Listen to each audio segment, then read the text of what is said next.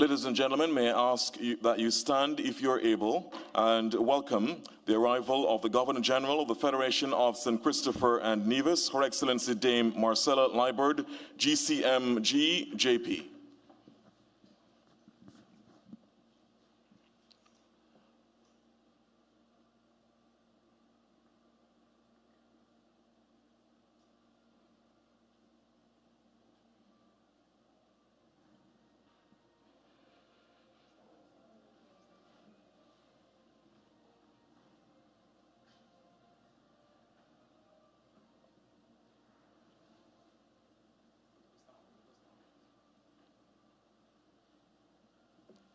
Ladies and gentlemen, we welcome the Governor General, Her Excellency.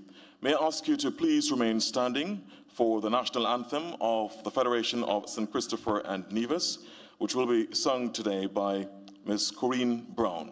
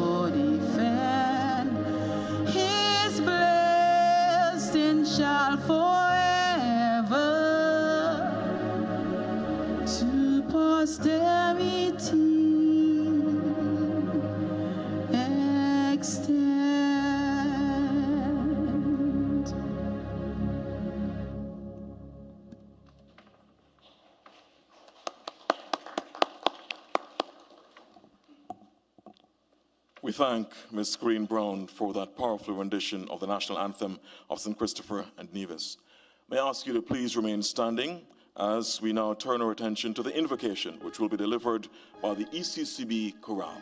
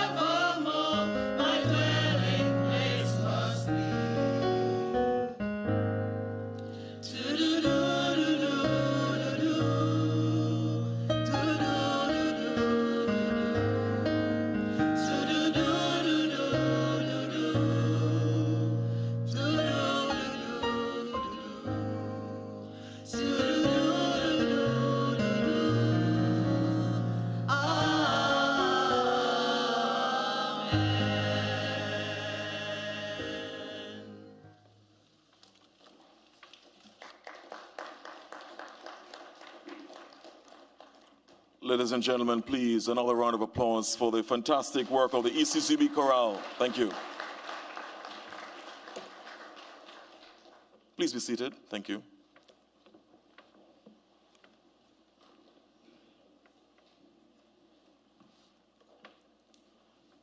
Governor General of the Federation of St. Christopher and Nevis, Your Excellency Dame Marcella Liburd, GCMG JP, Premier of Anguilla and member of the ECCB Monetary Council, Honorable Cora Richardson Hodge, who is joining us virtually, Minister of Finance, Economic Development, Climate Resilience and Social Security in the Government of the Commonwealth of Dominica and member of the ECCB Monetary Council, the Honorable Dr. Irving McIntyre, also joining us virtually, Governor of the Eastern Caribbean Central Bank, the distinguished Timothy N.J. Antwine and Mrs. Antwine, Deputy Governor of the Eastern Caribbean Central Bank, Dr. Valda Henry, ECCB Appointed Director and Financial Secretary in the Government of St. Christopher and Nevis, Mr. Carlton Pogson, ECCB Appointed Director and Permanent Secretary in the Ministry of Finance for the Government of St. Lucia, Francis Fontenelle, Chief Director for Policy, Eastern Caribbean Central Bank, Dr. D. Tracy Polias, distinguished panelists, and my distinguished panelists, in addition to Governor Antwine, starting in the middle, Mrs. Rosamond Edwards, former appointed director on the ECCB Board of Directors, Dr. Wendell Samuel, acting Assistant Secretary General of the CARICOM Secretariat and head of the Economic Integration, Innovation and Development Directorate, and Ms. Ulrika Antwine, General Secretary of the St. Lucia National Youth Council. We'll have more on the panelists shortly. Former ECCB Appointed Director, Hilary Hazel, former Managing Director of the ECCB, Jennifer Nero, former Senior Advisor at the ECCB, Mr. Eustace Liburd, government officials, members of the Diplomatic and Consular Corps, representatives of international and regional organizations, representatives of financial institutions, other specially invited guests, management and staff of the Eastern Caribbean Central Bank, very good evening to all of you. Very good evening to all of you. That's more like it. What a fantastic occasion we're gathered here for in the auditorium of the Eastern Caribbean Central Bank, and how fantastic the audience looked, how fantastic the panelists look. A round of applause for the panelists and for yourself as the audience, please.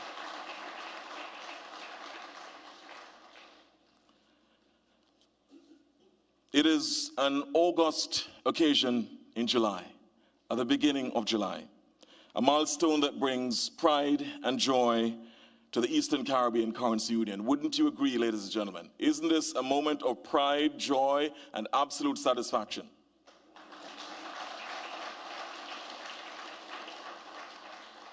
I thought so too. We are on the cusp of 50 years since the Eastern Caribbean dollar was pegged to the US dollar at $2.70 to 1. It was on the 7th of July. And how fantastic the month of July is. By the way, anybody born in July? Born in July? Thank you.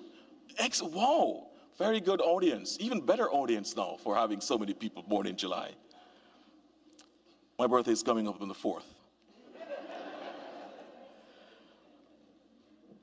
But a fantastic occasion it is. Many often lament how fleeting money is.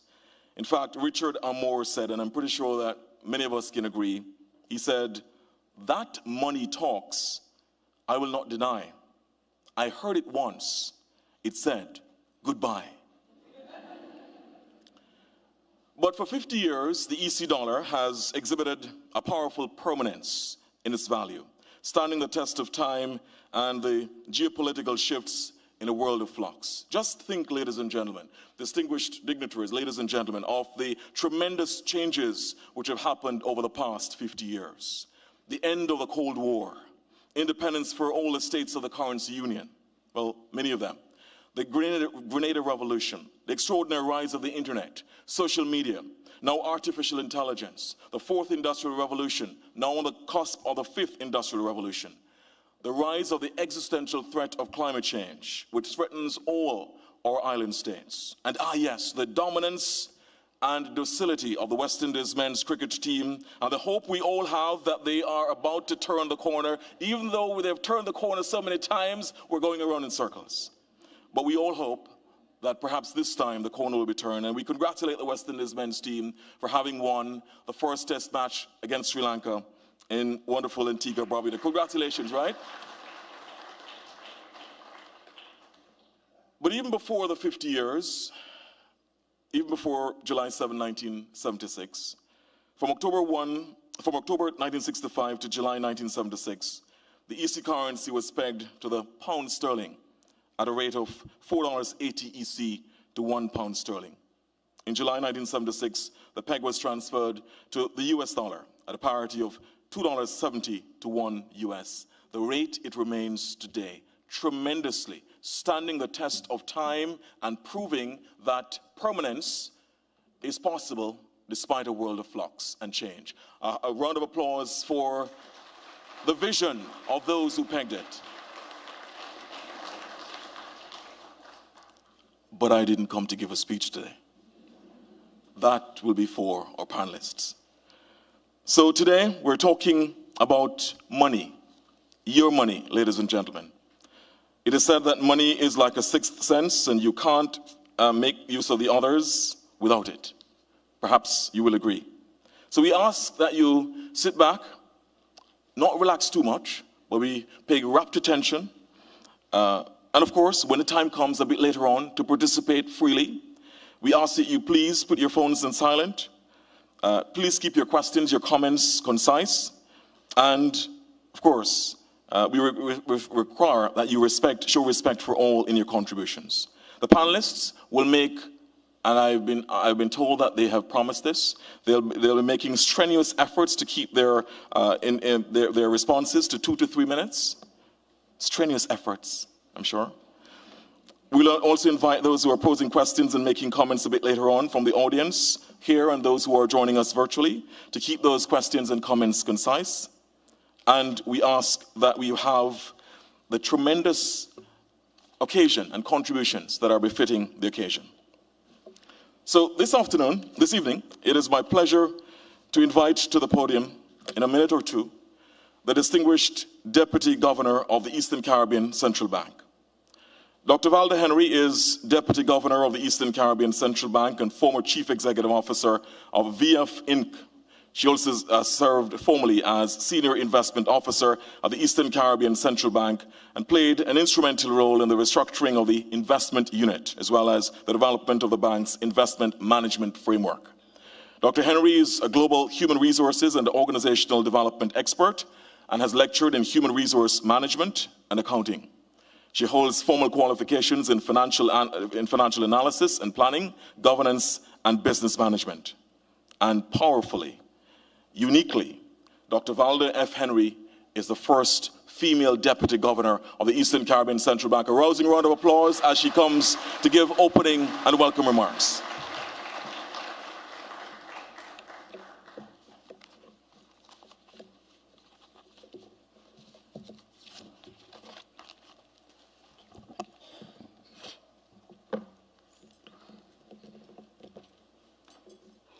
Good evening, everyone. The Governor General of the Federation of the St. Christopher and Nevis, Your Excellency, Dame Marcella Liebert, Premier of Anguilla and member of the ECCB Monetary Council, Honorable Cora Richardson Hodge, who has joined us virtually, Minister of Finance, Economic Development, Climate Resilience, and Social Security in the government of the Commonwealth of Dominica and a member of the Eastern Caribbean ECCB Monetary Council, Honorable Dr. Irvin McIntyre, also joining us virtually. Our own beloved Governor of the Eastern Caribbean Central Bank, Timothy N.G. Antoine, and his wife, Mrs. Antoine. ECCB appointed Director and Financial Secretary in the government of St. Kitts and Nevis, Mr. Carlton Poxon and Mrs. Poxon. ECCB appointed Director and Permanent Secretary in the Ministry of Finance, the government of St. Lucia, Mr. Francis Fontenelle, also joining us virtually. Chief Director of Policy, our own Dr. D. Tracy Polias. Distinguished panelists, Mrs. Rosamond Edwards, our former appointed director on the ECCB Board of Directors. She holds the honor of the longest serving female director on the Board of Directors, as well as one of the longest serving board members of the ECCB. Dr. Wendell Samuel, Acting Assistant Secretary General at the CARICOM Secretariat and Head of the Economic Integration, Innovation and Development Directorate, and a former beloved Senior Director of the Research Department at the ECCB, Ms. Ulrika Antoine, General Secretary of the St. Lucia National Council, St. Lucia Youth Parliament, and is also a youth worker. Our moderator of this evening's discussion, the one and only Director of News, Sports, and Current Affairs at the ABS TV and Radio in Antigua and Barbuda, Mr. L. Garfield Buffett. Former ECCB appointed director, Mrs. Hilary Hazel and her family. Former managing director of ECCB, Mrs. Jennifer Nero and Mr. Nero. Former senior advisor of the ECCB, Mr. Eustace Leiber, joining us virtually, and his wife. Government officials, members of the diplomatic and consular corps, representatives of the international and regional organizations, representatives of the financial institution, our other specially invited guests, and here I want to recognize Patrick and the team from World Bank who are here with the Caribbean Accountants General Network, and they're all here. Well, most of them are here, so we want to specially recognize them. Our retirees of the ECCB, I see quite a few in the audience. Management staff of the ECCB, good evening again. After this long mouthful, it is my distinct pleasure to welcome you to this special panel discussion commemorating the 50th anniversary of the EC dollar's peg to the US dollar under the theme, the EC peg at 50, celebrating progress, charting the future.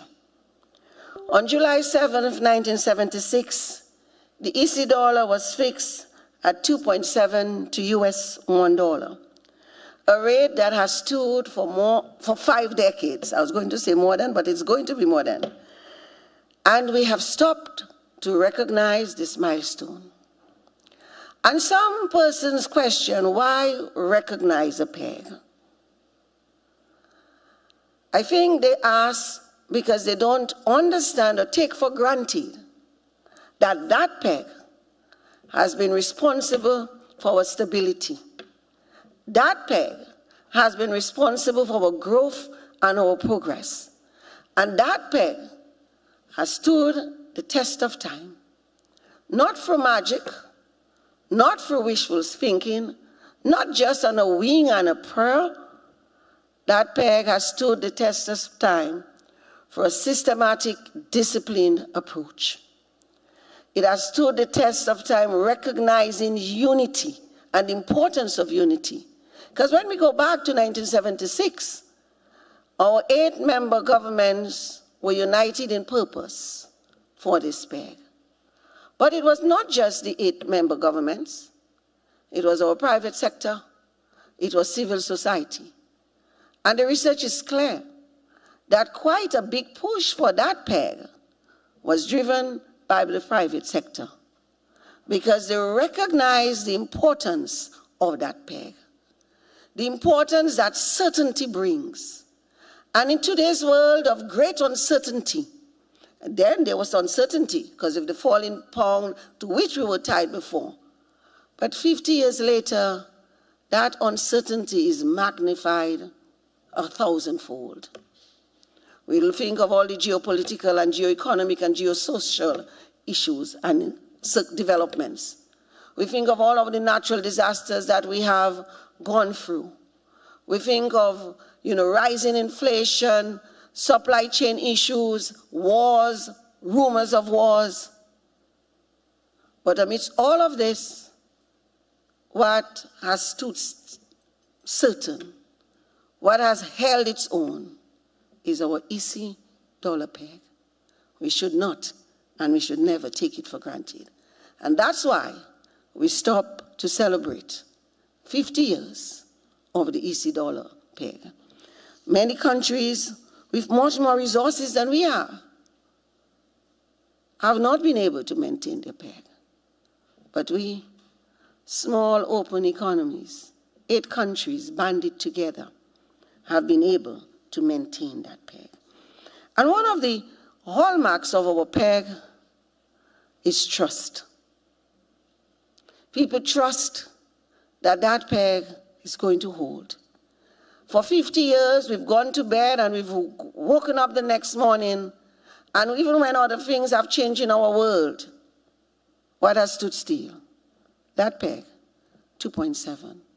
And what does that enable us to do? It enables us to plan. It enables us to have a certainty, to plan to send our children to study, to plan for our own businesses and our growth. And even as I was, reflecting on my remarks, I went back to Governor Antoine, and I don't know, that was his first strategic plan, and that was the first strategic plan of the ECCB in its format. Under the theme, I don't want to get it wrong, transforming the ECCU together. And the next strategic plan to follow, 2021 to 2026, under the theme, transforming the ECCU for collective action and innovation. And we come now to the strategic plan that was launched in March of this year, 2026-2031. And what is the theme? You all should know that. We just had a big celebration of this. And what was the theme? Come on, ECCB staffers, let me hear you here, loud and clear. Let's go. The big push. Don't embarrass me here. The big push. Collective action for shared prosperity in the ECCU. There is a consistency here. And that peg has enabled us to consistently work towards transformation. And in that transformation, in Governor's address in 2016, strategic plan, he asked a question. He loves to ask questions, yeah? Could you imagine a currency union where globally competitive businesses and industries predominate? Young people are productively engaged and full of hope. And citizens are not merely striving, they are thriving. These questions hold still, and they have evolved into the question launched on January 19th, 2023, which has led us to this big push, collective action for shared prosperity. How do we double the size of our economies in 10 years?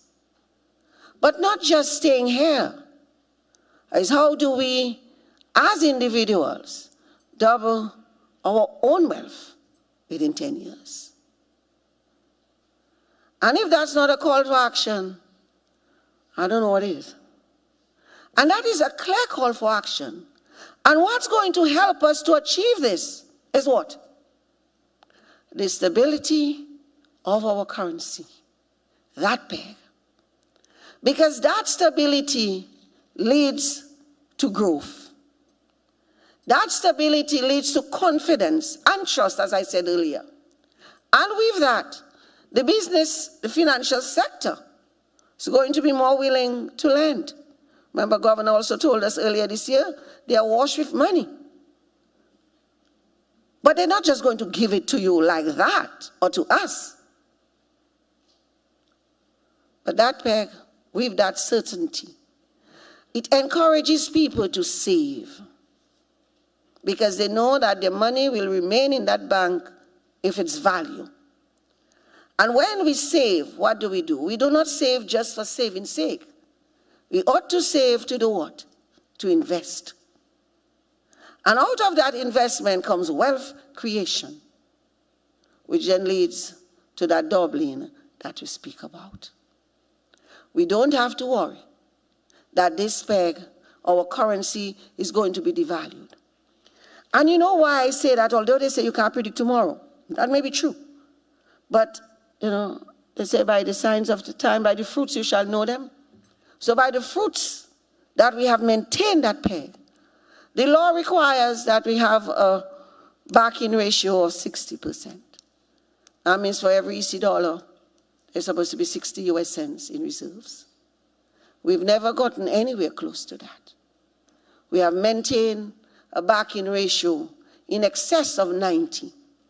Right now, the back-in ratio is 99.5%. Meaning, yes, that deserves a big round of applause. Meaning for every EC dollar in circulation, 99.5 US cents is in reserves. And we manage that reserve prudently. I see Niall in that audience right here, Niall Pestino, who is the head of the investment unit led by Raquel Leons. And he'll talk to you about our guidelines, our policies that frames. So while, yes, there are free investment rules, capital preservation, liquidity, and returns, at the ECCB we add a fourth, our peg of 60. And truly our operational peg is 80. And so you see how that further constrains us. So it's not by happenstance. And so I really want to stop here and commend all the persons before. Governor Cecil Jacobs, Governor KDV Venner, and our own present Governor, Timothy N.J. Antoine, who have recognized the importance of maintaining that peg for our prosperity and our transformation, and the entire Monetary Council, the board, management of staff of ECCB, past and present and future. Because I'm saying to you here, they will talk to us on the panel, celebrating progress, charting the future. Our future is bright. We must believe and we must act. Because one of the strongest elements we have is a stable currency that leads to confidence and trust. We now must have confidence and trust in ourselves that we can shape the future that we want. It's in our hands. And that is a call for action. Thank you.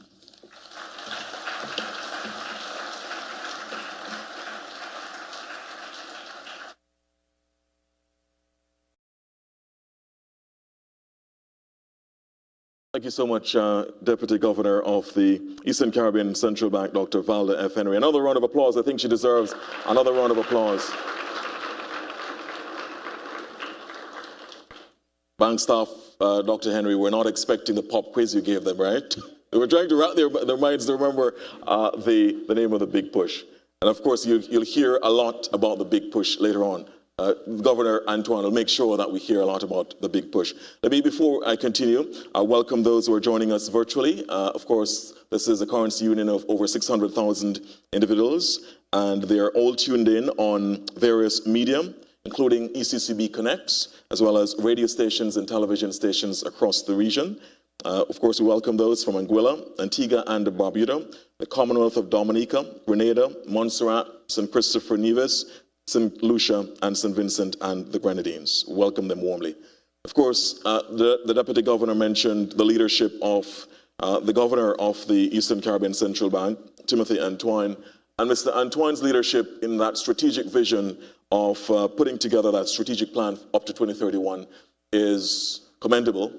It is said, Alexander the Great said thousands of years ago, that I do not fear an army of lions led by sheep. What I fear is an army of sheep led by lion. And governor's leadership must be commended. Ladies and gentlemen, please show some appreciation, please, for the governor's leadership on this. It is said leadership matters, and Governor Antoine has shown that. Before I introduce you further to my distinguished panelists, perhaps, by the way, ladies and gentlemen, this is no hyperbole. This is easily the most powerful erudite panel ever assembled in this arena in over 50 years. I can assure you that. No hyperbole. But before that, before you hear from our distinguished panelists, What does the ordinary man and woman in the ECCU think about this peg, which of course we're celebrating today? We went on the streets in St. John's, Antigua to find out some of that. Here's a quick look. Take a look at the screen to hear some of the reactions as people talk about this 50th anniversary of the peg. Take a look. Certainly from a historical standpoint, what it did is that it gave the public a sense of connectivity, something that is quite stable, and at the same time a currency that was very formidable currency.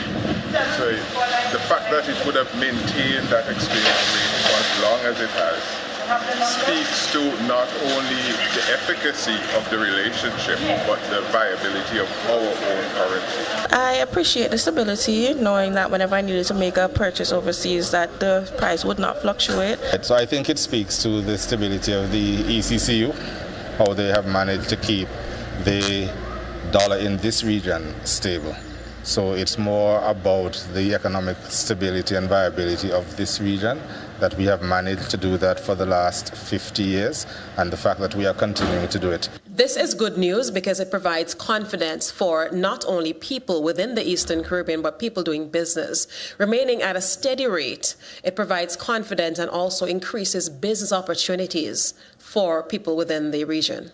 To me, it helps in two different ways. It helps to maintain competitive export pricing, so that is really good. And particularly as we're in an age now of extreme volatility, with all the trade threats that are being bandied about across the world, I think it helps that our currency has been tagged to the US dollar. Of course, that is still stable, still a grounded currency. Of course, there are disadvantages you can think about in terms of inflation. Okay, so you got the sense. You got the view there. All right. So some of the responses from the man on the street in relation to how this peg is being interpreted. So let's hear now from our distinguished panelists. Let me introduce them very quickly to you again. And by the way, yes. Yes, of course. The governor wants more audience participation, so we'll go short on the interest. So let's start off with the Governor Antoine. Governor Timothy N.J. Antoine has been the governor of the Eastern Caribbean Central Bank since February 2016 and was reappointed in February of this year for a third 5-year term. Governor Antoine is an economist and doyen of development. He has championed a transformative agenda here at the bank focused on financial stability, digital innovation, financial inclusion, and sustainable economic development across the Eastern Caribbean Currency Union. Ladies and gentlemen, warmly welcome, please, Governor Timothy Antoine.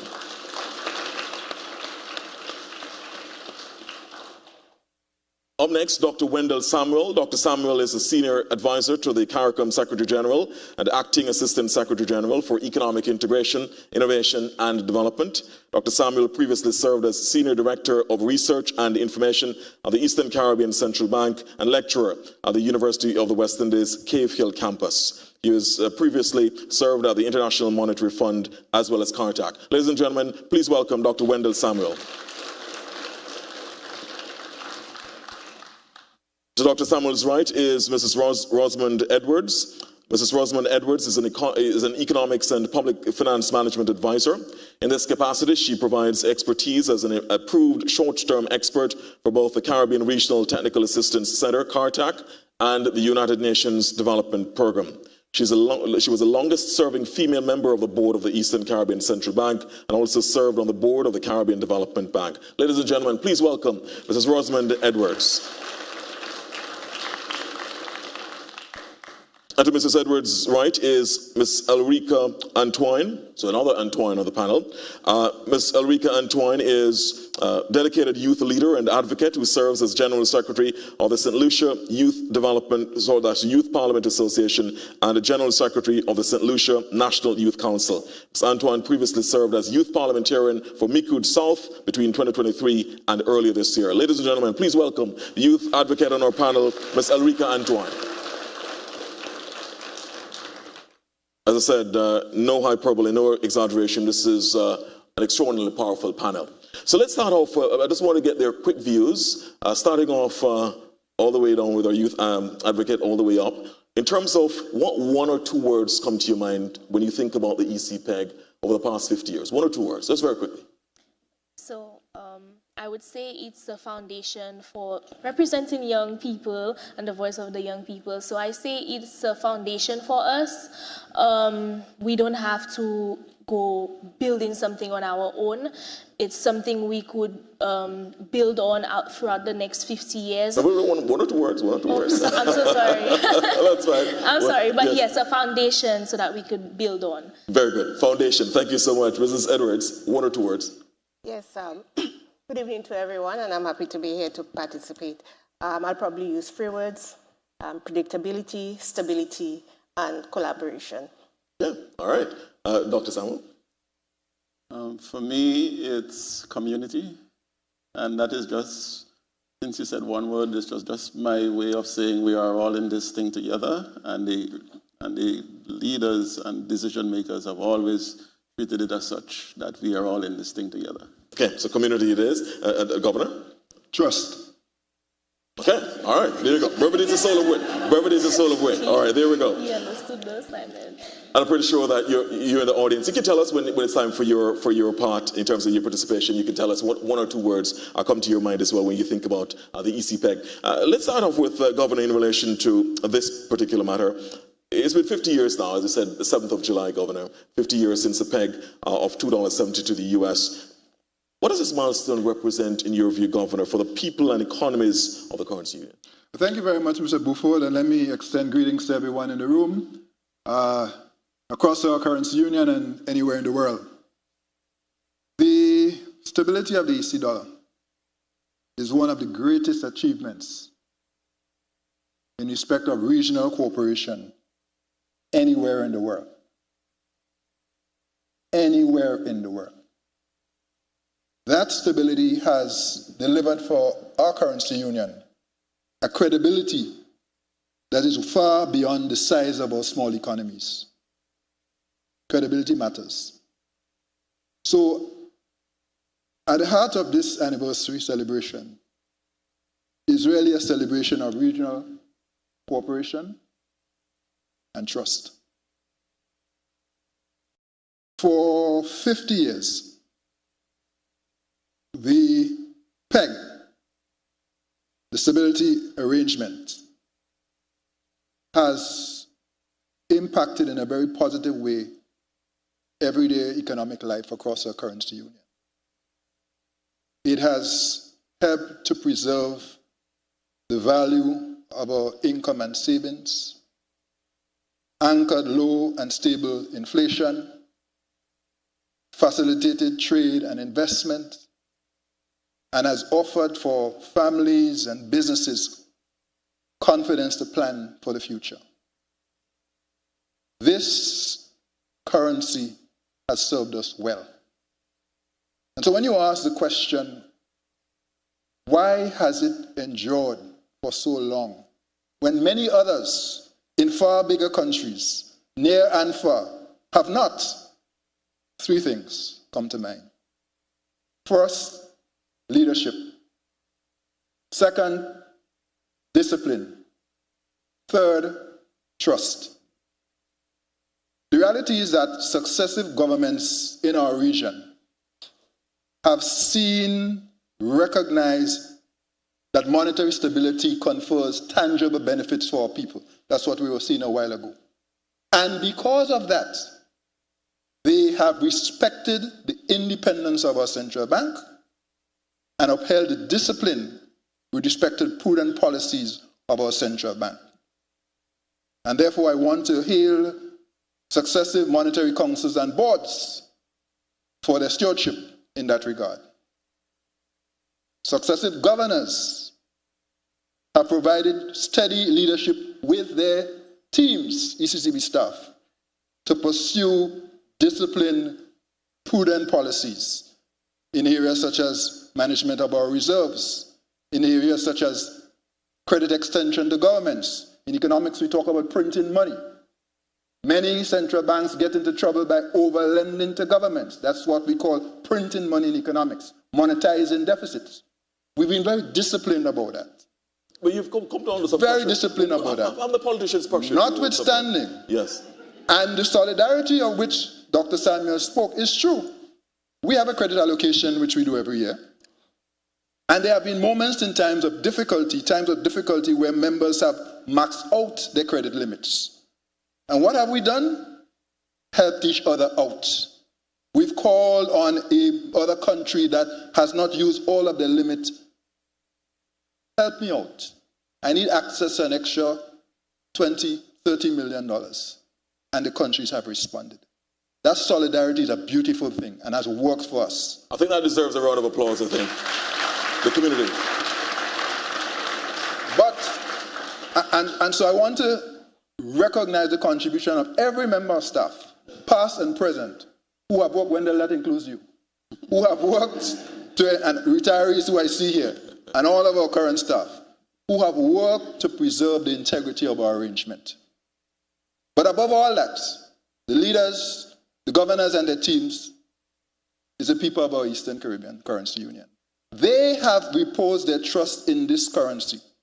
And they have done so because they recognize that notwithstanding the vagaries of the cycle, the ups and downs, the shocks, the storms, the EC dollar has stood firm.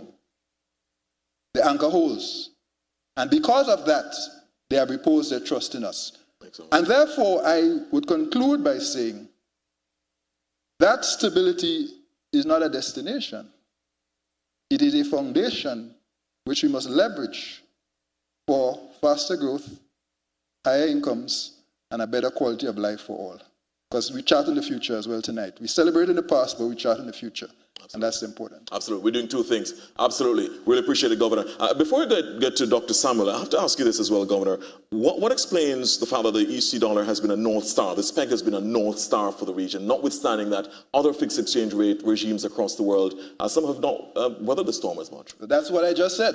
Leadership, discipline, trust. Those things have held. If we didn't hold the line, if we didn't keep the faith, if we did not, notwithstanding the turbulence, stand firm, stand together, this would not have survived. Because you have to understand, Buford, this arrangement was never guaranteed. When our founders and framers designed this currency union, this PEG, they could not know 50 years from now with certainty that it would survive. And I would make it very clear, it has not survived by accident. This has been a deliberate effort over 50 years, and in the case of the central bank, over 43 years, with all the persons, including the people of our currency union, working together, that have caused us to be able to celebrate this wonderful milestone today. Excellent. While the World Cup is still going on, that seems to be a fantastic goal scored so far over the past 50 years. Or Argentina supporters in there. Never mind. That's another day. That's for another day. Thank you so much, Governor, on this. This is hugely important, and it's important for us to, that's why it's important to have this panel discussion, to stop to analyze why this has succeeded as much as it has. Let me ask Dr. Samuel on this. So looking back, Dr. Samuel, to the origins of the ECCU, Governor mentioned this, touched on it. What do you think were the key policy decisions, the regional commitments, the institutional frameworks that enable the EC dollar peg to survive as much as it has? Well, first of all, I want to say thank you to the Eastern Caribbean Central Bank for organizing this exercise, and for inviting me back to be a part of it. So this is where I became an economist. I mean, I was teaching all kind of, that was theory. When I got here is where the rubber hits the road. But in terms of the question that you asked, I think the big policy was baked in from the beginning, that it limited the amount of credit that the central bank can give to government. And I think that was one of the key. And as Governor Antoine said, there was no guarantee. The other currency unions in the world, they were guaranteed by the Bank of France. And we got no such guarantee from the Bank of England. We had to do it on our own. And I think that was one of the challenges that was laid out to the monetary councils, over the years. And the point that I made earlier about community is something that is very important. So once, I would give a little bit of an example. Once we were invited to the IMF for a seminar on the Eastern Caribbean Currency Union arrangements, and the theme of the seminar was that there is a free rider problem in the currency union, and the way they explained the free rider problem was the following: that if all of us here on the panel went out to lunch and we agreed to split the bill, there is an incentive for at least one of us to pick the highest price item, because if everybody else picked a low price item, they would subsidize my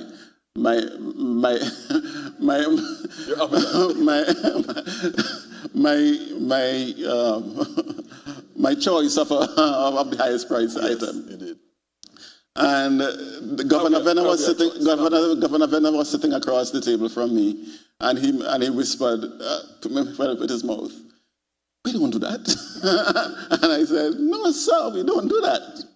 And we could say that confidently, because time after time after time, when the finance minister sat as the monetary council, they made decisions that were for the good of the region and not for the individual country. A couple of examples. One is when we were putting together what we now call the Fiscal Reserve Fund. The Fiscal Reserve Fund is basically a rainy day savings for the region as a whole. So that you put money in when times are good, and then when the countries fall in hard times, you can go and help them. When we made that presentation to the board said, "Good idea, but where are you going to get the money from?" And what happened in the end is that each country agreed to forego a part of their profits for a few years, put money that they had already budgeted for social expenditure, to say, well, let's put it in that fund so that later on down the road we all can benefit. And the second one was the point that Governor Antoine made, that countries recognizing when other countries are in difficulty, say, you can use part of my reserve you can use part of my credit allocation to do that. And so what that says to me is that in terms of the anecdote that the IMF gave, was that we chose every single time, the ministers of finance, as sitting as the monetary council, chose every single time to choose the reasonable price item on the menu so that we can have a smaller bill, and that would be for the good of the country. So nobody chose caviar? No. Good. And by the way, yes, that fund that Wendell spoke of, Dr. Samuel, and this Governor Antoine, you could kind of back that, is really what we call today, I call the Solidarity Fund. Hurricanes, pandemic, volcanic eruption, we've all gone to that fund and given our countries grants from that fund. And he explained to you how that fund came about. Absolutely. But before I come to, by the way, one for all and all for one, I think that also deserves a round of applause, both governors and Dr. Samuel, in terms of the tremendous camaraderie and comity among the countries of the sub-region on that. Before I come back to Rosamond Edwards on this, it must have been. Has it helped, Governor, that most of those on the council are prime ministers of their respective countries? Has it helped so that it insulates away, so in other words, they understand the economics of the situation, and that they're not focusing only on the political part of this, they understand the economics of keeping this. They're not pressuring their finance ministers, because some of the finance ministers are also prime ministers. Has that helped? I think it has, because the buck stops with the prime minister. And so for many, many years, the Prime Minister, the finance ministers have also been Prime Ministers. At the moment, 6 of 8. And where the Prime Ministers do not sit, we do make an effort, especially on certain issues, to brief them and to make sure they are a part of it so that they are fully involved. But I have always believed, having served finance ministers who are Prime Ministers and who are not, I have a particular preference, which I shall not say, but I think it serves us well. We have an indication. I think it serves us well that the Prime Minister holds the finance portfolio. I'll be very blunt about that. Okay, I thought so too. All right. Thank you so much, Governor. Ms. Edwards, let me ask you on this one. And by the way, another round of applause for Ms. Edwards, Mrs. Edwards, who's serving as the longest serving woman on the board, on the bank's board. In that unique position, Mrs. Edwards, was there ever a time when you can recall while you were sitting in those meetings that there were doubts surrounding the currency peg and whether the ECU should stick with it? Was there a time when people started to think, did we rethink this? Do you remember anything like that? The answer is yes, but mostly from the outside. So we have had very strong recommendations that we should move away from the peg and move to a more flexible exchange regime. Our experience is that it worked for us. The truth is that the peg is not set and allowed to remain on its own. And that will probably be said a few times this evening. It is underpinned by strong technical work. The assessment is done. The board is advised. The Monetary Council is advised. So that it is not a matter of keeping the peg where it is, but ensuring that the work is done and to make sure that that peg remains relevant to the region. And if there are areas of adjustment that are required to maintain that peg, that support is also given. Because that's a role that the central bank has played as well.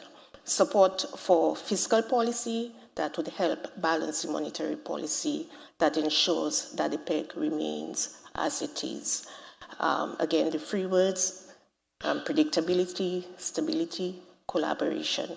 And generally, the 8 countries sitting on the board and sitting on the Monetary Council with the necessary guidance has ensured that that remained as it is until now.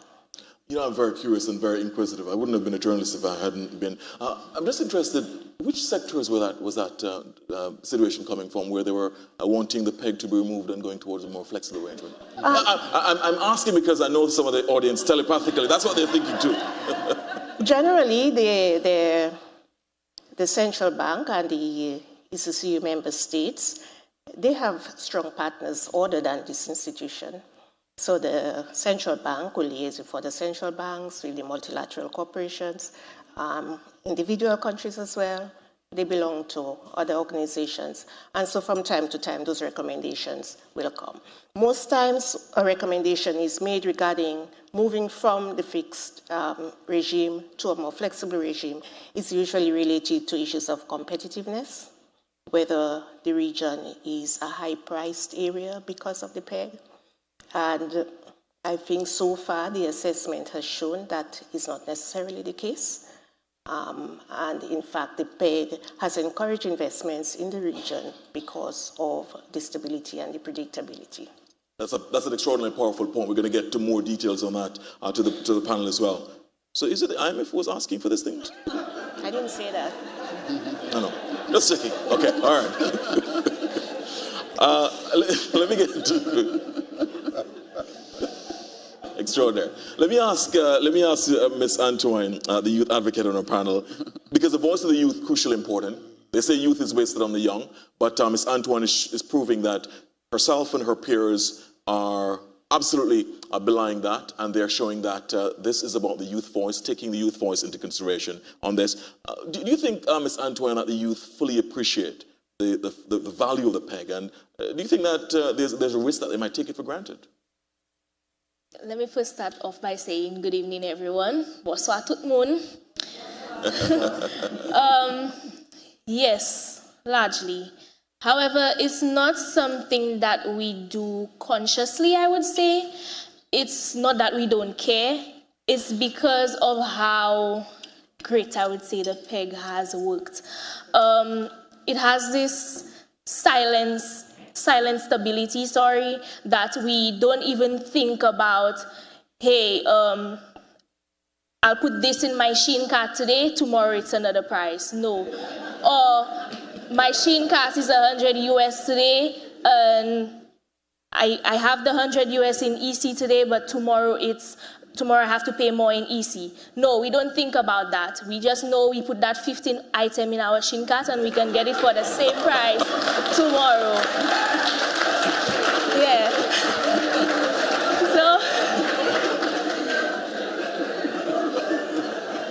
So yes, in a sense, we have taken it for granted because we're not really speaking about it. Well, that's just me. Yes.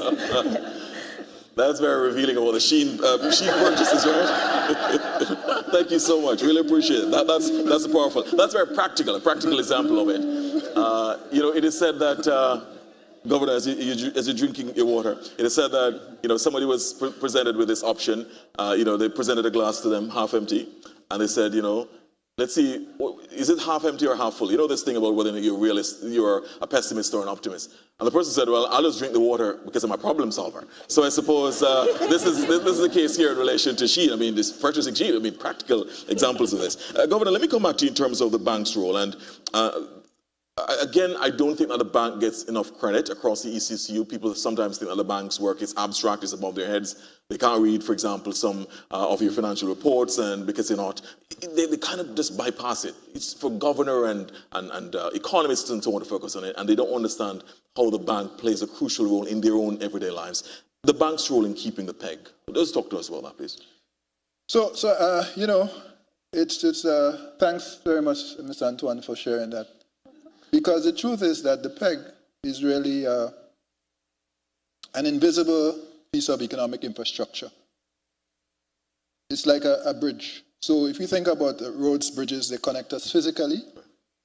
The peg, which is our monetary stability arrangement, connects all of us, all our 8 islands, our countries, economically.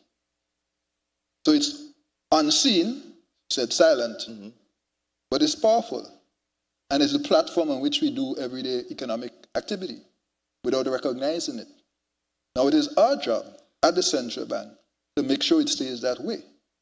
So our team works every day, Niall and the team in BMOD, Red Light Raquel, on investment of our reserves. We do so internally, and we have some international money managers that we work with as well. That helps to ensure we follow our policies and that we implement those things, notwithstanding the ups and downs of the cycle. And that is why the Deputy Governor mentioned, notwithstanding all the law says about where the reserve should be, that is something that we maintain at a very high level. And there are those who have criticized us and said that we're too conservative, you're holding too many reserves.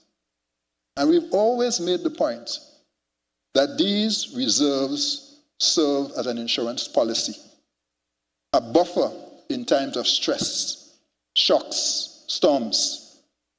And that is why today we could celebrate 50 years of stability. So our job, among many other things that we do, but in relation to the PEG, is to ensure that we invest in those reserves, we invest those reserves prudently, and that they generate a return, and that we back them, and that we do not, under any circumstances, overlend to governments. Even if there's pressure?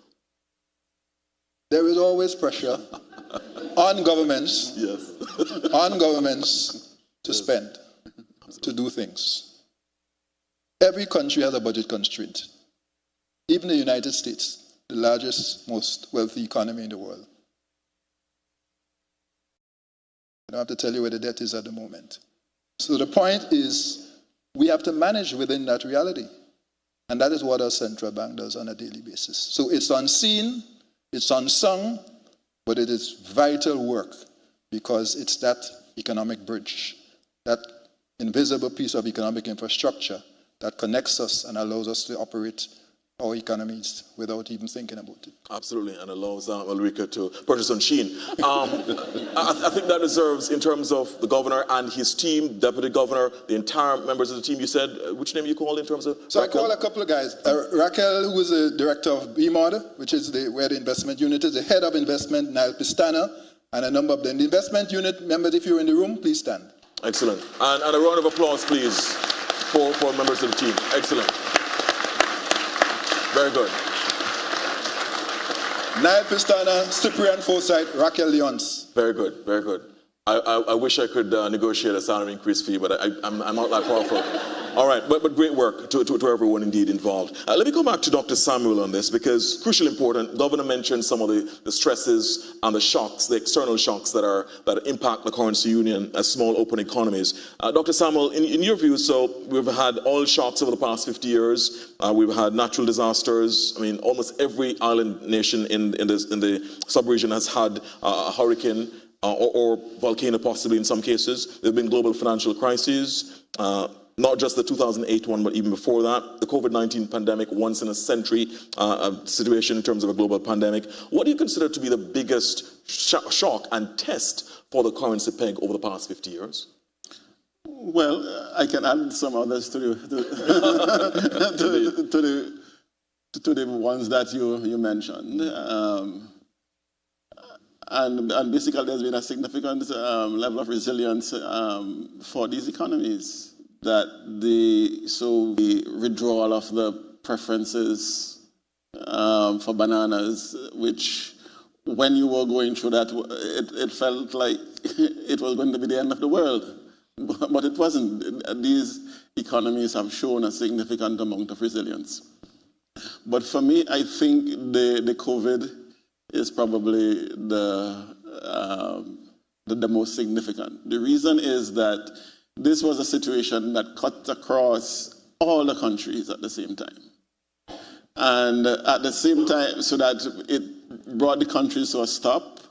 Foreign exchange earnings almost went to zero. There was the supply chains, the disruptions that meant that in some situations, there were issues related to whether you would be able to feed the country, and there was also a significant amount of expenditure to get PPEs and vaccines and so on. So that was something that was broad-based. The others, when you have a hurricane, it hit 2 or 3 countries, but the rest remained. And because of the way that the system is, when that happens, you have the reserve coverage from the other countries that are earning that helps you to get along. Things like the oil crisis, you weathered that, and when tourism wasn't doing well, the countries that were doing agriculture were doing better. So in a sense, there was always that balancing. In COVID, everything went down. So in a sense, I think that COVID would have been, for me, the worst of the shocks. And coming out of that, what it shows is that these countries are very, very resilient. These economies bounce back very quickly. Absolutely. So after doing all of that, we are still back with the high levels of reserves, and growth is resuming again. And this geopolitical crisis that is going on, we would weather that too. All right. Good, very, very good consummate confidence there from Dr. Samuel. I think sometimes we beat up on ourselves in the region, but I think this one can be something that we can absolutely be immensely proud of for the work that has been done at various levels. Mrs. Edwards, back to you on this. As, again, from a unique position that you've served on the board for such a long time, what's the achievement over the past 50 years that gives you the most pride, and one that you think could serve as a lesson for future leaders and future policymakers in the ECCU? There are several. I remember that at some point in the formation of the European Union, there was a team visiting here to understand what was happening at this central bank, to influence what they were going to do. For me, that was a moment of great pride. We always feel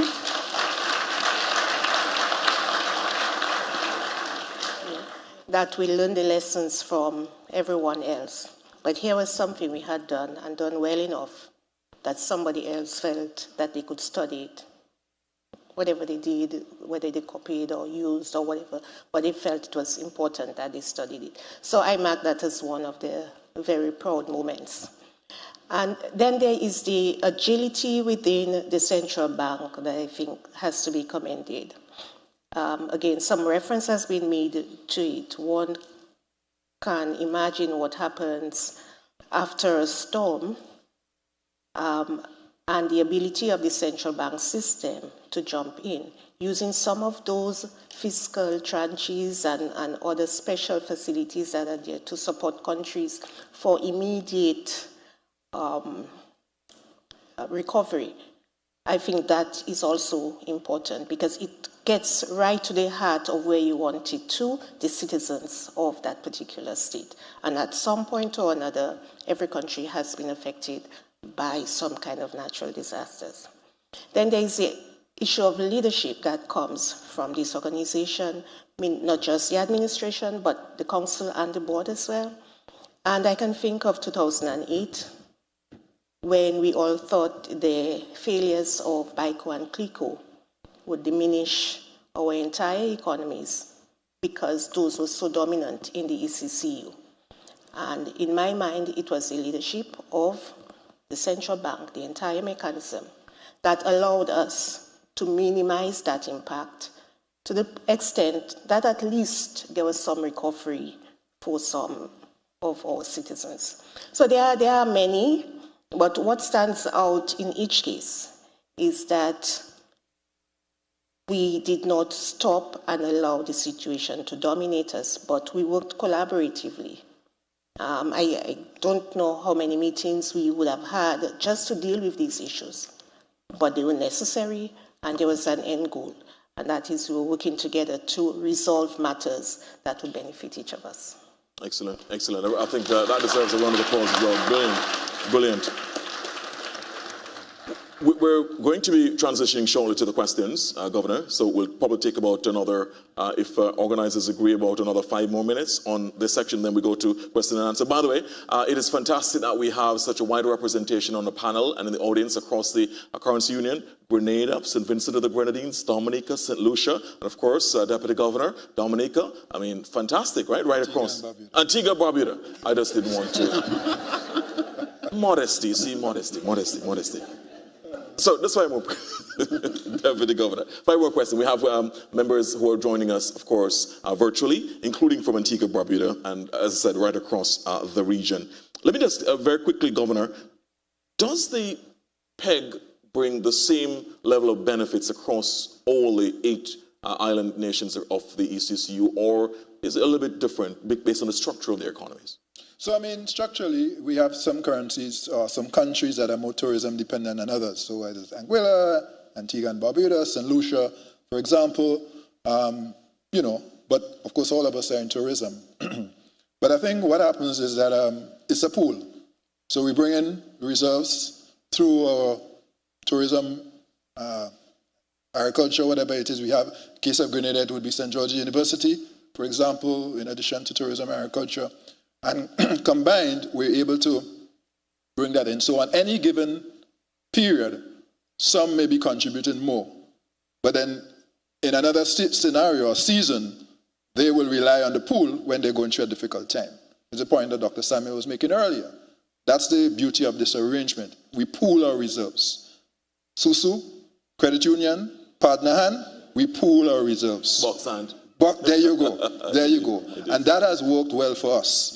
So what we do when it comes to profit sharing, we have a formula based on the size of economies that we use in addition to a base. So we give everybody a base figure, $1 million, and then on top of that is the GDP, nominal GDP. That's the basis on which we distribute our profits. So you get, in a sense, in relation to your contribution to the pool.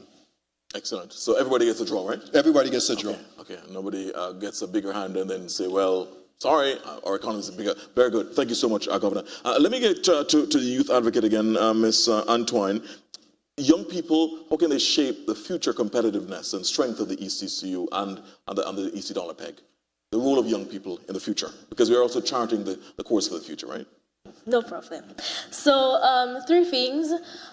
I mentioned the PEG means a foundation to me, so building, not waiting.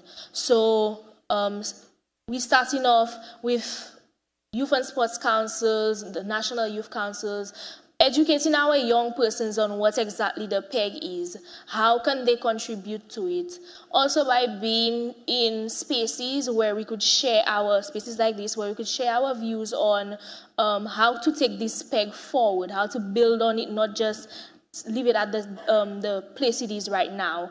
Also, I've seen a lot of young persons starting to engage in trading, Bitcoin, cryptocurrency, and buying and selling a lot of gold online. So getting more young persons educated on how to trade properly is a way that we could push the PEG forward, because we have a lot of persons doing it and they don't have the right skills, or yes, they learn it, they know how to do it online, but they could actually get certification in it. And that's one of the things the youth councils can do to assist young persons, let them become entrepreneurs, make their own money, so they don't have to always depend on private sectors or government agencies for an income, basically. Excellent. So it's not just young people are investing, trading, and investing, not just on Shein. Excellent, excellent, excellent, excellent. We like that. We like that, we like that. 2 more questions and then we go to the audience, of course, both the audience in person and also online. One of them to Governor, in relation to, now we're in, as I said, the 4th Industrial Revolution, going to the 5th Industrial Revolution. It's extraordinary how technology has been changing over the past 50 years, right? I mean, we've lived through so much change. I mean, perhaps even more than the last 1,000 years. So over the past 50 years, we've probably seen more change as a human species than in the past 1,000 years. So we've had fintech, Governor, we've had artificial intelligence, digital currencies. In fact, there is a digital currency, the digital EC dollar. How can we now balance, how can the bank balance ensuring that there's innovation while at the same time not sacrificing the stability of the EC dollar? Yeah, so sometimes people see these things as competing objectives. I do not share that view. I think they can be mutually reinforcing. And my own view is that we have to use innovation to reinforce stability. So, for example, a simple example, when we did the polymer with additional security, enhanced security features, including for the visually impaired, that was an innovation. It was also an attempt to protect the currency while helping a particular section of our society that are challenged. So that's an example of good innovation working for the people. Dcash is another example with lessons which we will draw on as we move into our new arrangements for payments modernization in the currency union. Even look at the Green Harbor campus that you drove in, you'd have seen also now. Again, so I think there's a way for us to do it. Like everything else, with artificial intelligence, they provide tremendous opportunities for us with respect to financial inclusion, even financial sector supervision, how we do research in the bank and all of that. Fundamentally, though, we always have to make sure when we do innovation, which we should, and which we've demonstrated as a central bank, we do, that we also have the appropriate safeguards. So that includes cybersecurity, consumer protection, appropriate governance. So what I would say is that yes to innovation, and then we must make sure that innovation is used to enhance confidence in our currency. And I think that's what we're doing, and that's what we will continue to do. But innovation must come. So essentially, technologies will change. Trust does not change. We have to always preserve the trust. And that is what we keep in mind as we do our innovation. Yeah, so trust is a North Star. Thank you so much, Governor. Let me ask you, let me stay with Governor on this one. Do you foresee a time when the EC dollar will no longer be pegged to the US, but another currency? There are other currencies which are rising. There's talk about a BRICS currency. There's talk about even cryptocurrency and so on, digital currency, stable coins. Is there a time, because of course it had been pegged to the British pound before, then to the US dollar? possibly a time within the next 50 years when the peg might move to another currency? You think? Well, I don't know the future. What I do know is that this currency arrangement has worked very well for us. And I have every confidence that we successfully navigate the future based on what we've done so far. So there's a lot of discussion now around the hegemony of the US dollar and its place in global economy and global trade. As a central bank, we monitor those things on an ongoing basis. So we look at, for example, central bank reserves in US dollars globally. What's the trend? We look at foreign exchange transactions in US dollars. At the moment, it's 9 in 10. 9 of every 10 transactions is in US dollars. We look at trade invoicing in US dollars. So for all the talk, the US dollar remains the very dominant global reserve currency, and that is not changing anytime soon. Yes, I understand some people are buying gold and doing more gold. For us as a currency union, although gold is allowed in our investment policy, people have to remember, while it can be a hedge against inflation, it does not generate income. And as a currency union, we have to generate income. That's how we take care of our bills around here, and that's how we pay profits. So we have to be very mindful of what we are, who we are, and how we operate. There are discussions every now and then about basket of currencies that could potentially be used, whether that's the euro, whether that's pound sterling, the Canadian dollar, the Chinese one. But the truth is, the US dollar, where is the oil priced in? US dollars. Where is trade invoiced in? US dollars. Where is the debt in our countries? 85% of our debt in the currency union, in our members, are denominated in US dollars. 85%. When you go on Amazon and you have to pay, and Shein, yeah. You need US dollars. So there's a practical reality here. If the US is our major trading partner, when you want to buy stuff as a business or as an individual, you need US dollars. So you have to hold US dollars. That's why our central bank has to make sure we have adequate supplies of US dollars. And if the bank doesn't have, then the bank comes to the central bank. And we have, and we must always have, to be able to supply them. So I don't see in the foreseeable future any shift of the peg, to answer your question very directly, but we continue to monitor the global economy and global developments, and we stay abreast, and we report on that on an ongoing basis. So next week when we have Monetary Council, the Council will get an update on what the global trend is, because we always have a dashboard showing that. We showed our board that 2 weeks ago. Very good. Excellent. Excellent. We'll monitor that very closely. Very good. The central bank has its finger on the pulse, right? Very, very good to hear that. Let me just ask, and I'll ask you, panelists, to just give, if you can keep your responses to a minute, because we want to go to the audience as well. So this last question for you, starting with youth representative all the way up.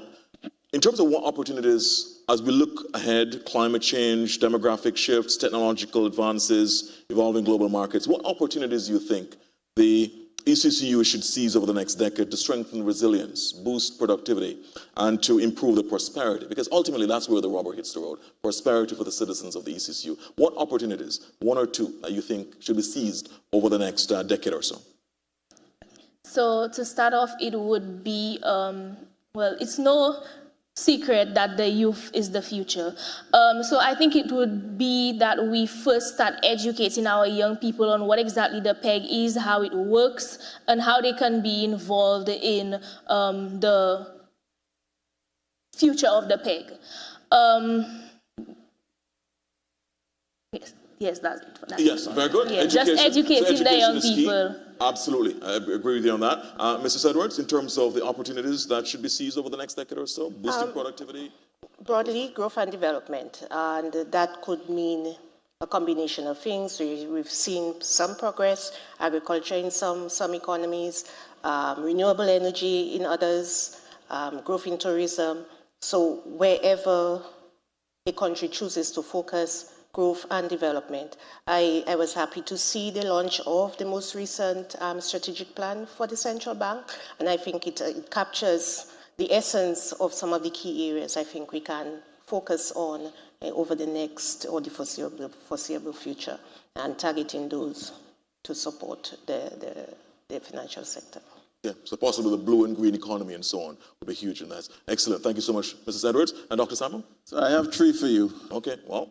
Innovate, innovate, innovate. Okay, good. You see, the thing is that when we look at the trend in productivity for the region, it has been on a downward trend over the last 20, 30 years. And what we need to do is to reverse that trend, is to embrace innovation. We have to embrace the digital economy.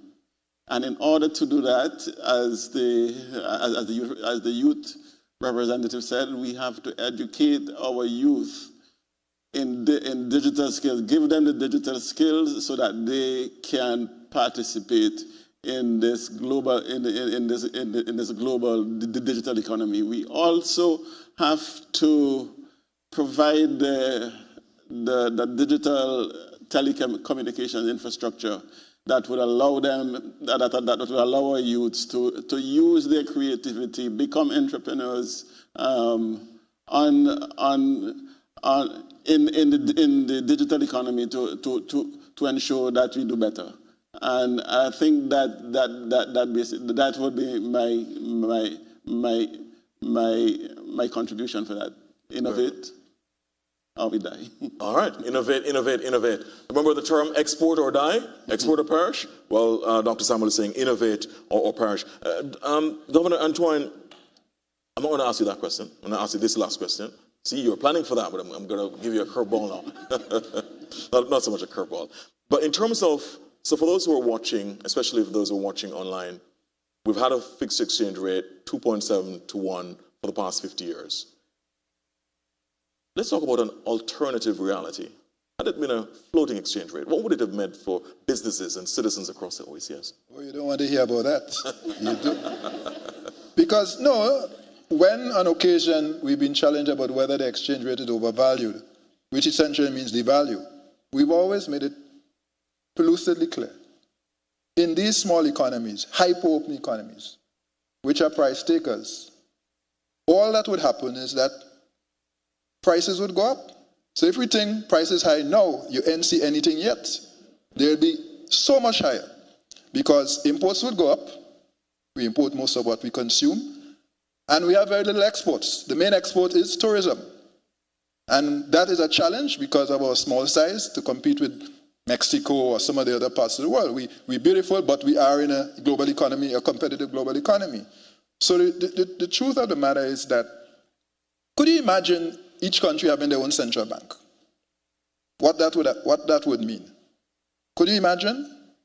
That's the alternative to what we have now. You know? Could you imagine where would we be without this central bank and without us coming together as we have for the last 50 years in this PEG and 43 years as a central bank? Where would we be? A flexible exchange rate? Do you see what's going on around the world in countries far larger than us with flexing? Look at what's going on with the Middle East right now with the war. And how that has impacted the debt of these countries, how that has impacted the deficits, how that has impacted the access to the markets, because they are flexible regimes. When you go to some countries and your inflation is 32% and 50% and 100 and something percent, and they can't print money, because they have $1,000 bill and $10,000 bill and $20,000 bill just to keep up with inflation. And you go in the supermarket today and the bread was $10 and tomorrow is $20. And Sheen, that alternative universe we don't want to know. It will be terrible. Terrible for this currency union. We made the right choice and we must stick with it and make sure it continues to work for us. It is serving us well.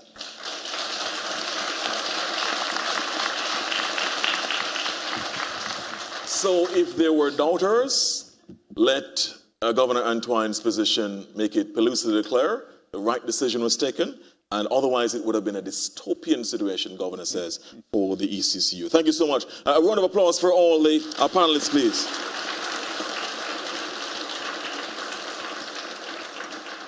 A little bit behind in time, but let me get, so now we can open the floor for questions, comments. Don't rush all to the 3 microphones at one time, please. Just raise your hand and we will ask you to go to either the microphone on the sides or the one in the middle. And we'll also have reactions or questions, comments from those of us joining, for those of you, individuals joining us on Zoom as well. So questions, just raise your hand, please. And for any one of our panelists. Okay, questions. We'll also have on Zoom.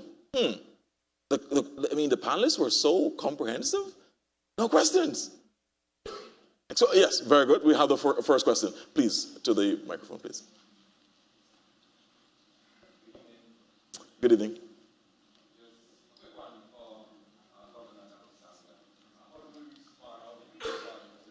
I think the microphone, let's try to get the microphone on. Yes.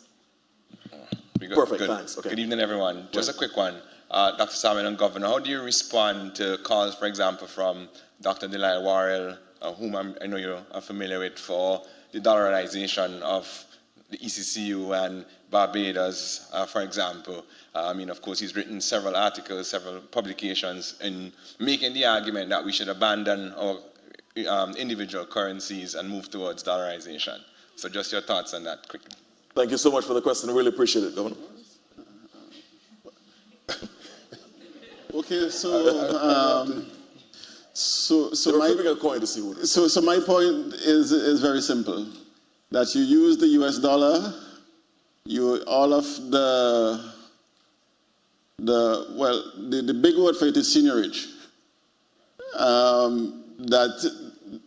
Which is the difference between the value in printing the dollar. That is the cost of printing the dollar and the value that it brings. So that if it costs 15 cents to print a US dollar and a US dollar, then the seigniorage is basically the difference between that. And once you choose to do that, all of that seigniorage goes to the Federal Reserve, and if we continue using the EC dollar, at least some of it stays with us, and that is what part of the profits comes from. So my sense is that we ought not to give Uncle Sam more money than he already has.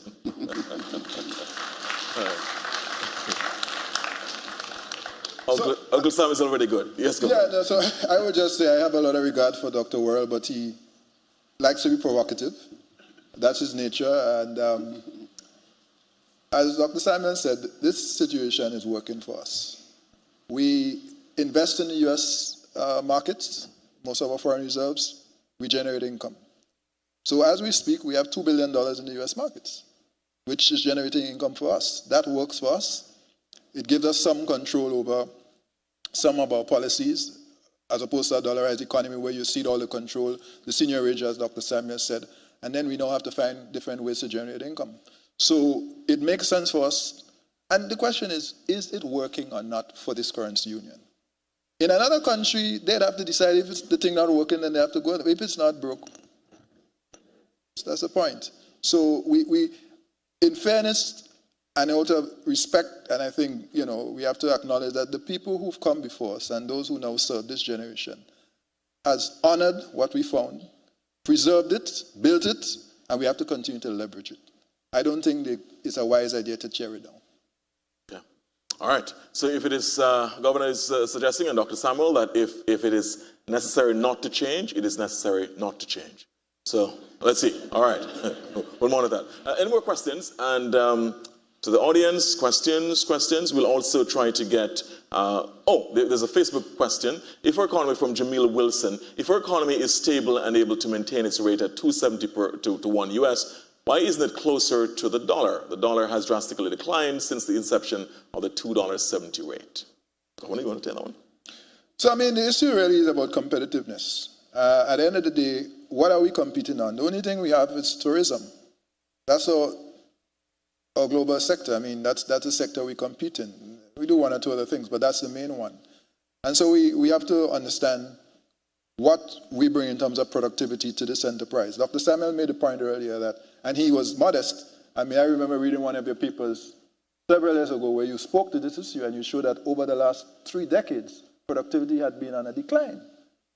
And unfortunately, tourism, for all of its utility in our economies, is a relatively low productivity sector.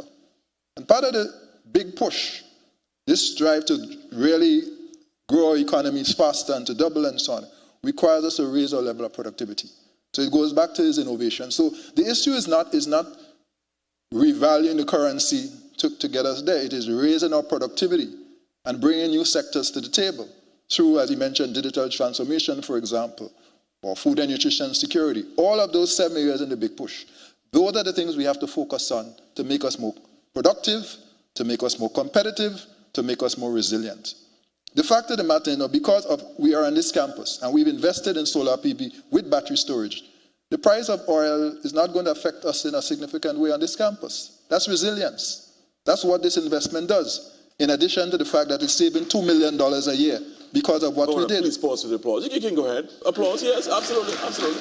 So I make the point to say concrete actions must be taken in specific sectors to boost our economies. Tinkering with the exchange rate to do that will not give us what this person, I think, is trying to look for. At the end of the day, our tourism will not be... Take electricity, for example. Electricity prices are some of the highest in the Western Hemisphere, 30 to 40 cents, US cents per kilowatt hour. Our hotel rooms, we are competing against Mexico, for example, where it's a fraction of the price. Those are the things we have to address to make us more competitive, to bring more tourists, and not just to bring more tourists, but again, higher spend out of the dollar. Because I make the point, we are chasing arrivals. What we need to be doing is boosting expenditure. How much they actually spend when they come here. That is what needs to change, because when you look at our competitive position vis-a-vis the Pacific and other parts of the world, tourists are spending less on average in the ECCU, in the Caribbean, than they spend in other parts of the world. Those are the things that matter. Those are the things that we have to address. And if you take a look at the big push, these sectors are in there, including tourism. Okay, so not trying to bring the currency to 2 to 1, right? All right, thank you, Governor. Here's another there's a YouTube question now. To the Governor, how does the ECSM encourage more retail investors in the equity and bond markets? This will be very important to help achieve the big push, as you just mentioned. So how does the ECSM encourage more retail investors in the equity and bond market? Right, so the ECSM is Eastern Caribbean Securities Market. I see we have the new CEO of the Eastern Caribbean Securities Exchange, Stuart Haynes, sitting right there. And of course, next to him is the CEO of the Eastern Caribbean Home Mortgage Bank, or ECHMB Capital. Excellent. So those are the key leaders. So look for them. They're responsible. We're going to get some interviews with them. No, just to say quickly, the government last year started, on the recommendation of the Central Bank, a push pilot with a retail bond in Grenada, where we dropped the threshold from $5,000 to $500 to make it easier for people to invest. And that first one, I think it was 4.25% or 4.5%. They've already paid their first coupon and so on. So what we've done of late is to make it easier and to protect, to carve out a space where small, what we call retail investors, can access the market. Because what was happening before is that when you looked at who is investing, 98.5% of them were institutional investors, insurance companies, social security, credit unions, and so on. But the small man, woman, were not getting enough opportunities. So we lowered the threshold. In addition to that, 2 mutual funds have come in the last 2 years, right? And the access threshold is 100 US. So again, it's an opportunity now for people to get involved in the market, because we're encouraging wealth creation. Remember, savings is a starting point, it's not an ending point. Savings, then you go to investing. Why it is that only 1 in 25 persons, 4%, are invested in the securities market in the currency union. In the United States, it's 3 in 5, 60%. So we have to shift that, and we believe that those are opportunities to generate income and wealth that we're not tapping and that we need to tap. So the good news is that our governments have moved, and there's an opportunity. St. Kitts and Nevis is up next with their retail bond. Others are going to come. I think Antigua and Barbuda wants to do this year as well, and other countries will come on stream. So you will have an opportunity to be able to invest as a retail at the retail level. Excellent, excellent. So those who are interested in the bond and equity markets. Here's another question on YouTube. I'm going to ask Dr. Samuel and Mrs. Edwards to take this one. Considering that each ECCU member is a sovereign state, of course, except for the British Overseas Territories, what safeguards exist to ensure that unilateral fiscal or economic decisions by one member do not undermine the stability of the EC dollar peg? I want to take that, Dr. Samuel, starting with you and then Mrs. Edwards. So that's an excellent question, and it speaks to the point that I was raising earlier regarding the free rider problem. So that because of the way that the currency board, quasi-currency board is structured, some countries can go ahead and be profligate in terms of their fiscal policy, but it does not affect them immediately because you have the coverage from the rest of the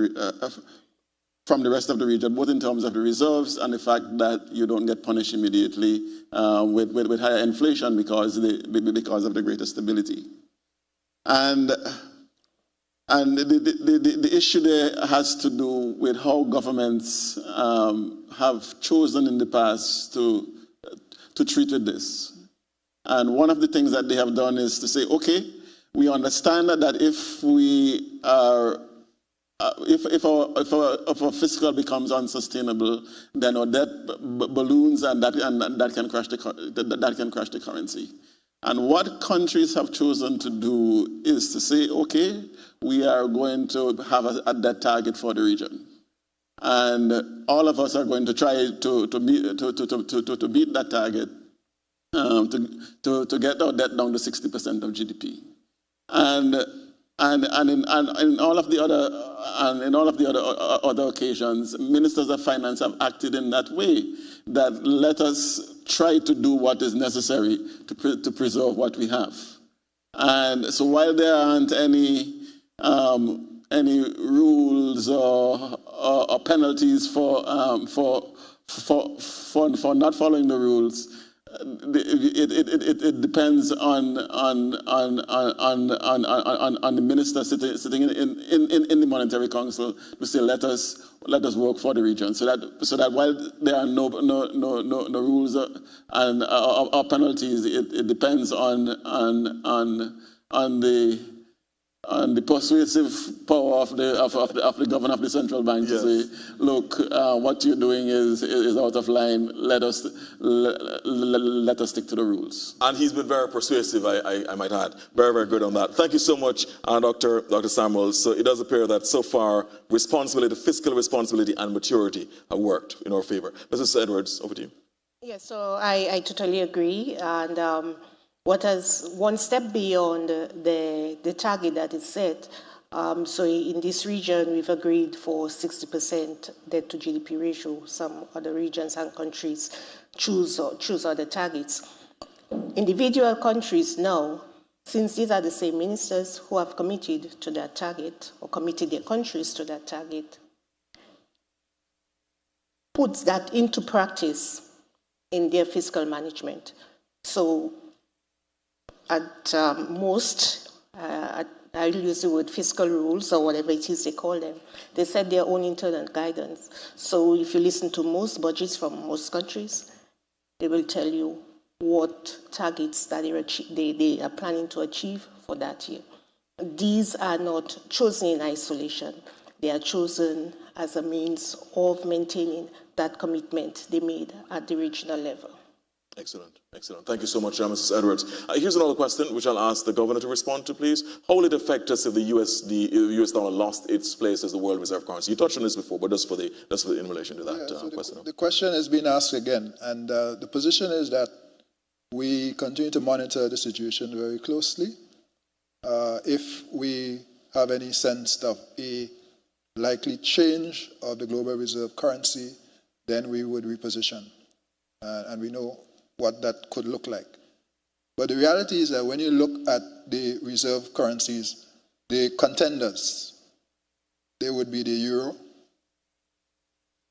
Chinese yuan, and none of these currencies are anywhere near to being a reserve currency at this point in time. So it is a hypothetical question. It's a fair one in the context of what's going on in the global economy. But at this juncture, we continue to do our due diligence, as I indicated, monitor reports, and we have, a contingency arrangement if we felt that there was a need to make a shift. As we speak, there is no need, and therefore there is no recommendation to that effect. Excellent. Thank you, Governor. I have to get to one other question. We're wrapping up in another 3 minutes or so for the question and answer segment. I really need one other question from in the audience. One other. Let's see, going once, going twice. We might have a prize for those who ask a question inside the audience. Right. Let's do that. One more. Yes, please. Thank you. To the microphone. Thank you so much. Really appreciate it. Good evening. I suppose the mic is close to me, so there you go. Thank you. This might be a sensitive one.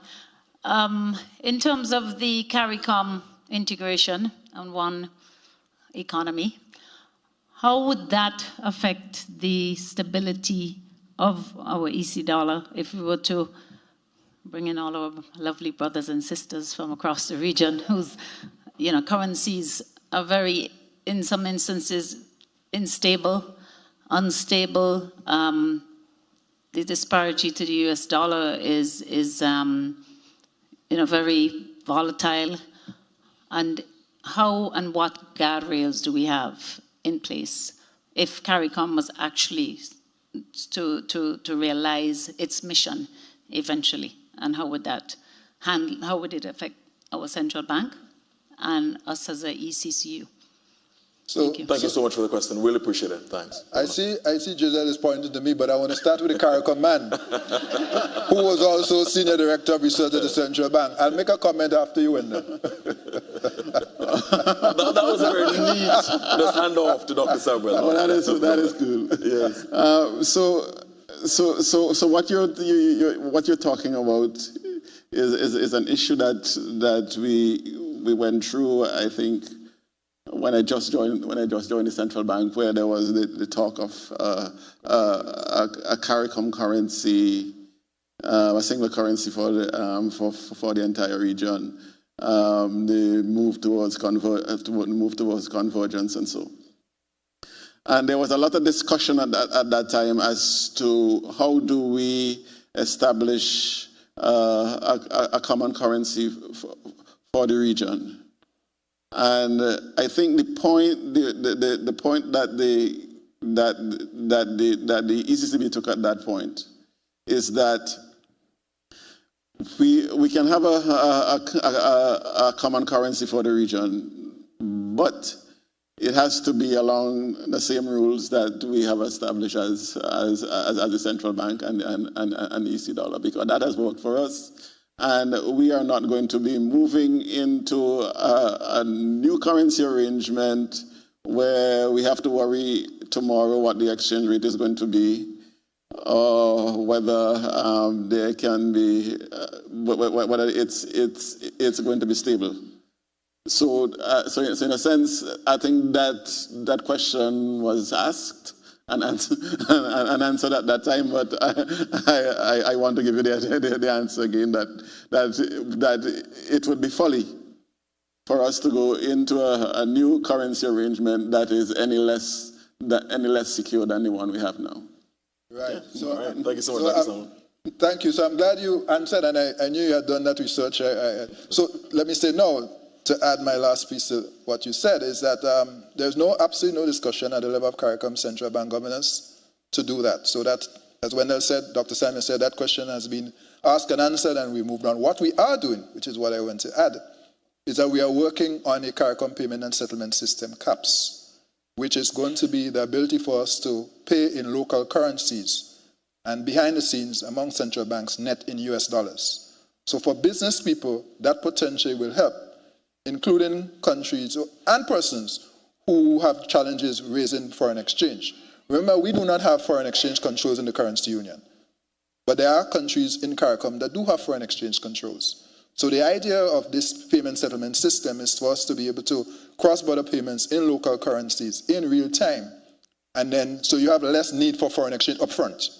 And then at the end of the day, the central banks net in USD. That is what we're working on now. As we speak, we have 2 members of our team in Egypt as part of a study tour as we've launched this project, looking at PAPS, the Pan-African Settlement System, and we're going to take some lessons from there, and we'll run the pilot for about a year, and then we'll be able to report results. So our hope, to your question, and for those who don't know, the person who posed the question is a former president of St. Kitts and Nevis Chamber of Commerce, she's a businesswoman. That is how we think we could help support businesses and trade within CARICOM. And that is what we're doing as a practical measure right now. Not currencies, but trade and payments. Excellent. Thank you so much. So we had perfect gender parity in relation to the audience questions, male and female. Very, very good. Anybody want to break the tie? One more question from inside the audience before we wrap. One more. Let's see. Go. Yes, perfecto. Thank you. As ever, the women are doing better than men. Thank you so much. Really appreciate it. Over to you. All right. Good evening. Thanks so much to the panelists. The discussions have been very interesting. I have a little question for Miss Antoine. I'm wondering, as a young person, what do you think we can do as a region to get the younger generation to fill their carts with local products rather than just fill it up with Shein? Thank you. Thank you so much. Really appreciate it. Great question. Great question. Ms. Antoine. Great question indeed. That one is going to be a very hard one to answer because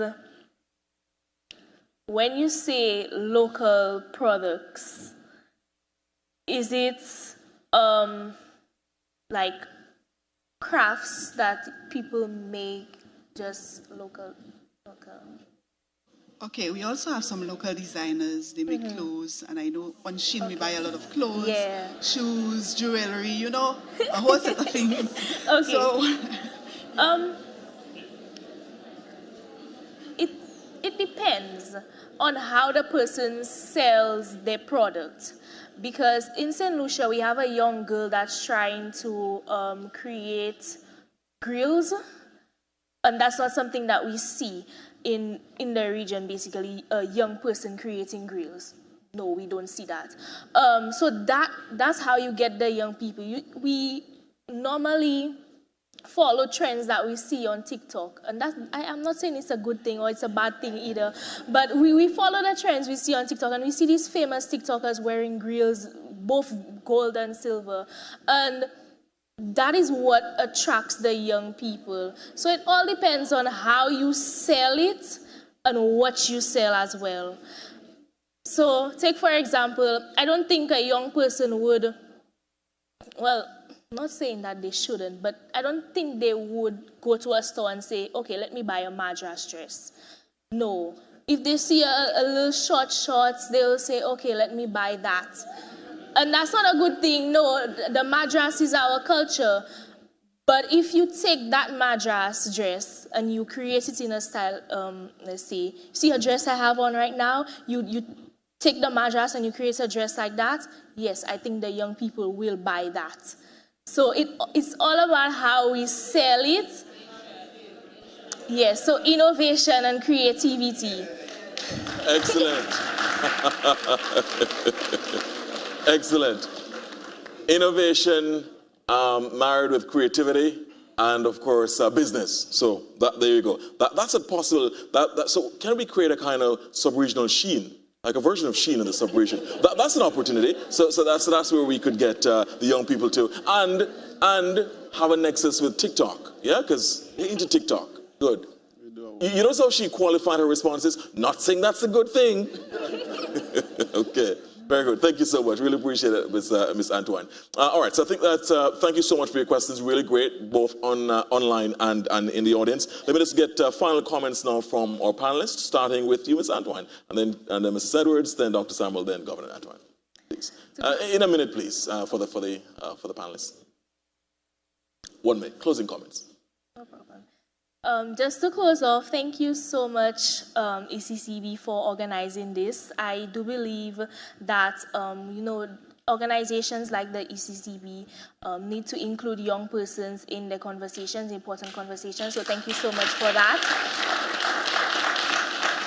It was a great experience, and what I learned here today, I will definitely be taking it over to my team members in St. Lucia. So thank you for the opportunity, and have a good night, everyone. Mrs. Edwards, please. Yeah. Thank you so much, Mr. Edwards. Institutions are created for the benefit of the people who they serve. And the ECCB was created to serve the citizens of the Eastern Caribbean Currency Union. And the success of the ECCB will be measured by how its policies and its programs and its strategies and everything that is ECCB does impacts on the lives of ECCU citizens. And if we stay focused on that, I think there will be a greater understanding of what the bank does, and that all people will recognize and make better use of the services that the bank provides, whether it's in not just the banking, but the stability that it brings, the information that is shared, the opportunities that are provided for discussion, as is this one, all of the growth discussions that have been taking place. So there are a lot of opportunities I think our citizens can derive, and I would encourage the bank to continue to stay focused on delivering for the people of the Eastern Caribbean Currency Union. Thank you so much. Thank you so much, Mrs. Edwards. Dr. Samuel? Well, I want to finish where I started, this issue of community. I think that is going to be the key thing that happens going forward. This arrangement has lasted 50 years. It wasn't guaranteed in the beginning, and it's not guaranteed now.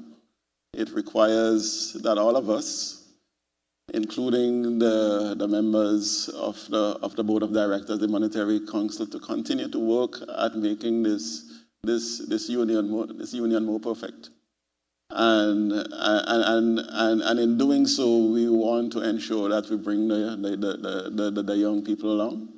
We want to create the environment, the digital environment where the young people can be entrepreneurs in their own right, not depending on TikTok, but creating their own content, and also to use their creativity to increase the productivity of these economies, and also to diversify the economy away from the tourism and agriculture. We need to move further into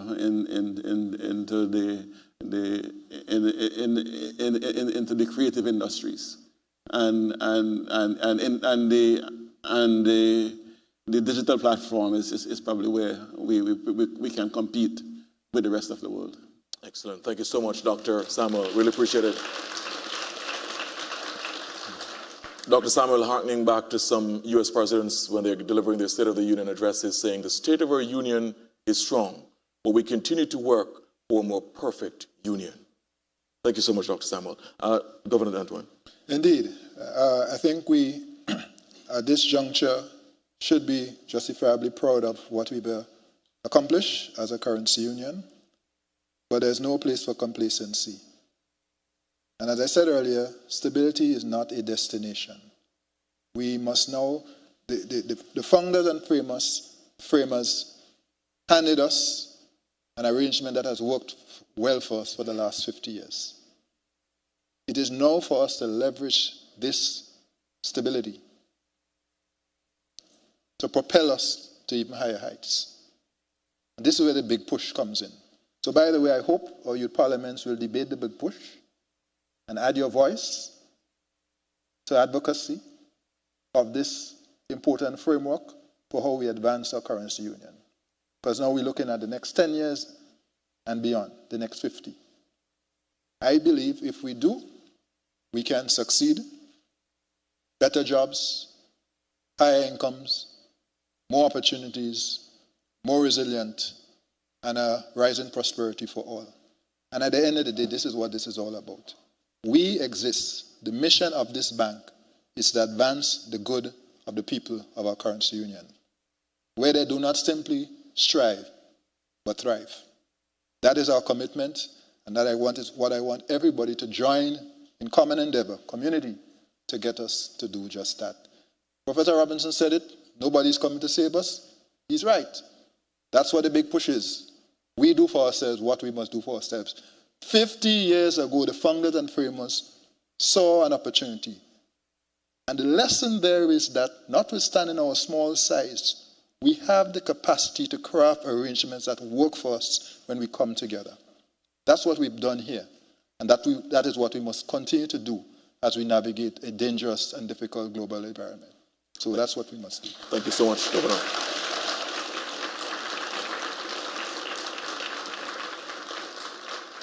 One of the highlights of the night from Governor is we made the right choice 50 years ago. And his leadership has been exemplary as the third governor of the Eastern Caribbean Central Bank. And something that, because I was going quickly earlier, we did not mention, but Governor Antoine was awarded for exceptional contribution to finance, and also Global Markets named him Central Bank Governor of the Year a few years ago. Heartiest congratulations to Governor Antoine.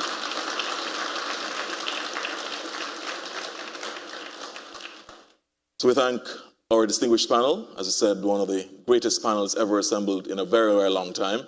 And perhaps you may never see this again in your lifetime, the kind of erudition of this panel that has been set up. Really appreciate it. Thank you so much. No hyperbole. I don't flatter. It's all fact, right? Let's go now to our production team, which has put together a fantastic docuseries. It's about the currency peg. So please turn your eyes to the screen for this docuseries done by the ECCB production team. Take a look, please. To us in the West Indies, the message is coming home more and more clearly that every time we put our hands in our pockets and take out money, we are in fact touching something of great international importance. For once again, the world is in the grip of a great international money crisis.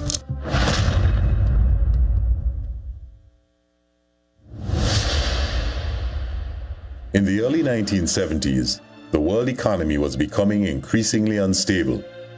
Prices were rising. Oil had become more expensive. Major currencies were weakening. And across the Caribbean, small island economies began feeling the pressure. The Eastern Caribbean dollar remained tied to the British pound sterling. But sterling itself was becoming increasingly uncertain.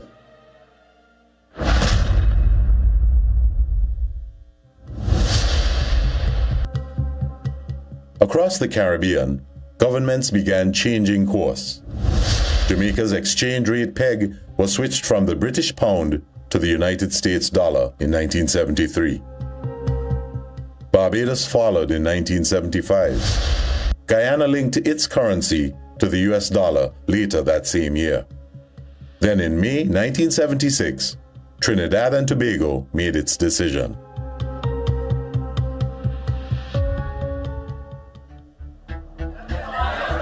Anxiety deepened across the Eastern Caribbean. If neighboring countries were moving away from sterling, what would happen to the Eastern Caribbean dollar?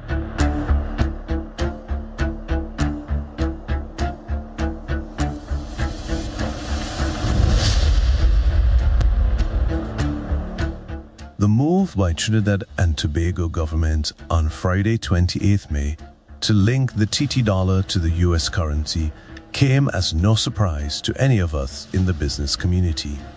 What is surprising, though, is the fact that as yet the EC currency is still tied to sterling, which is slowly but surely taking us into economic disaster. The 1976 budgets of some of the islands which increased taxes, the constant devaluation of the pound to which EC is tied, and the revaluation of the TT dollar will now bring such economic pressures on us all that unless the governments of the Eastern Caribbean territories act quickly to align EC to a currency other than sterling, the climb back to economic stability by many of our member states may be harder than we could ever imagine. Business leaders feared the region could become increasingly vulnerable if the EC dollar remained tied to a weakening pound.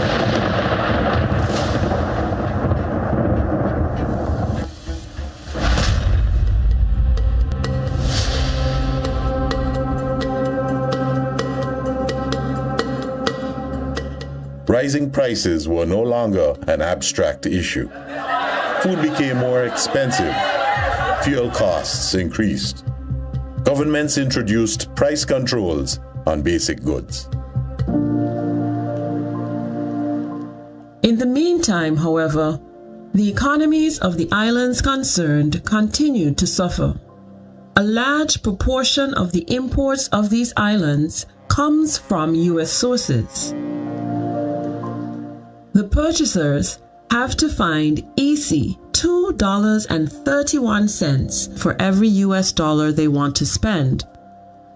The consequence of this is readily seen in the cost of fuel to us, which, because it is fixed on the US dollar, has automatically risen in price, although the cost of production has not otherwise risen. So also will the fancy goods and articles which people rush off to Puerto Rico and the U.S. Virgin Islands to buy after having obtained U.S. dollars for the purpose. Most of the region's imports were coming from the United States. So as sterling weakened, imported goods became more expensive. Inflation was beginning to shape daily life across the region. This matter of inflation attacks all, whether you belong to the wealthy half of the world, which we call the haves, or you belong to the poorer half of the world, which we call the have-nots. What is also clear is that positive measures are needed to cope with that type of inflation.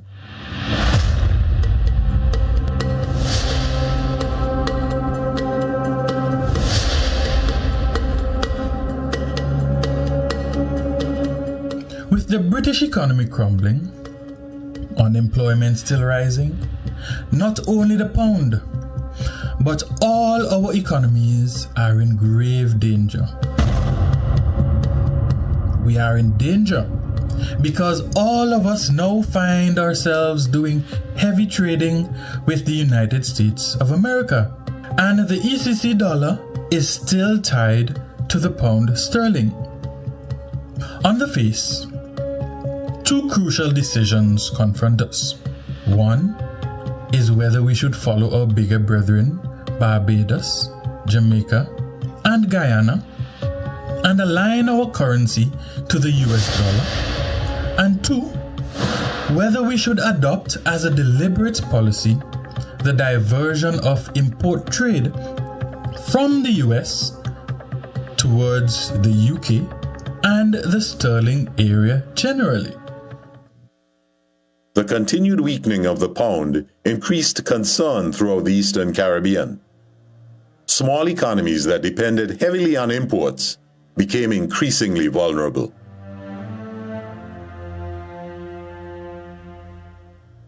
Governments, businesses, and ordinary citizens across the region were feeling the strain. Across the Eastern Caribbean, pressure continued building. The weakening pound was no longer a distant international problem. It was affecting prices, trade, and confidence across the region. By mid-1976, the question was becoming harder to avoid. Should the Eastern Caribbean dollar remain tied to sterling, or was it time for change?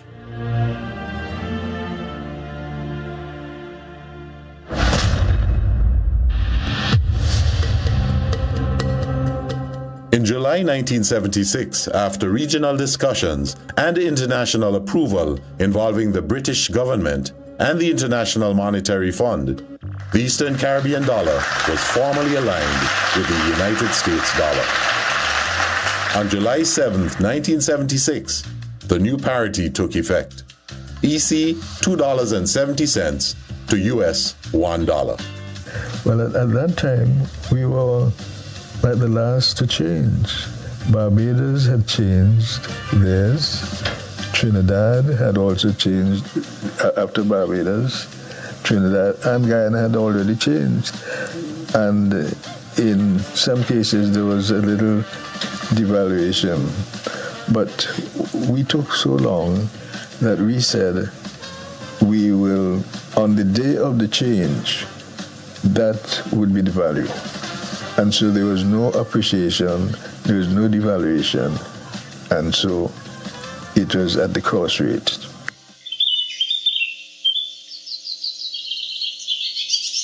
"50 years after the decision to peg the EC dollar to the United States dollar, the currency remains a symbol of stability, confidence, and trust across the Eastern Caribbean. But that stability did not happen by accident. It was shaped during a period of uncertainty, when the region chose stability in the face of change. The past 50 years have demonstrated our capacity to deliver stability, and now we must prove for the next 50 years we can leverage that stability for transformation and shared prosperity. And therefore, what I want to see, and that's what the big push is all about, is how do we leverage the foundation of stability that this EC dollar has given us and that we have shepherded, that we have stewarded, as stewards, that we have delivered for our people, to now move to transformation and increasing prosperity for every citizen of this currency union. The decision made in 1976 became more than a monetary adjustment. It became a foundation of stability, of confidence, of trust. And perhaps that is the real story behind EC $2.70.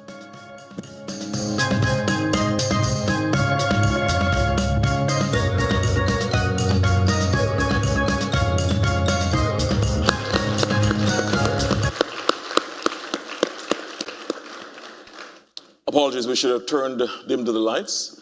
And because you came to a panel discussion, you also went to the movies. Great work by the production team. A round of applause for them, please. Great work.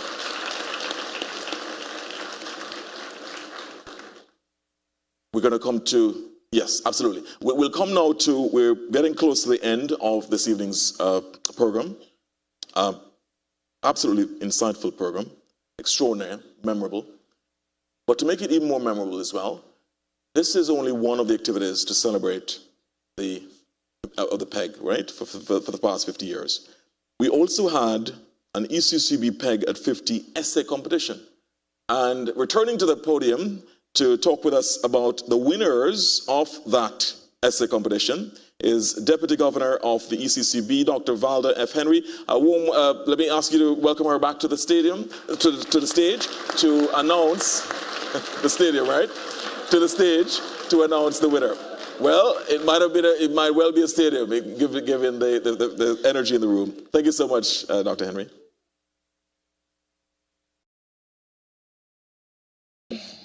Good night again. And so we had 2 essay competitions between the secondary schools and the tertiary colleges.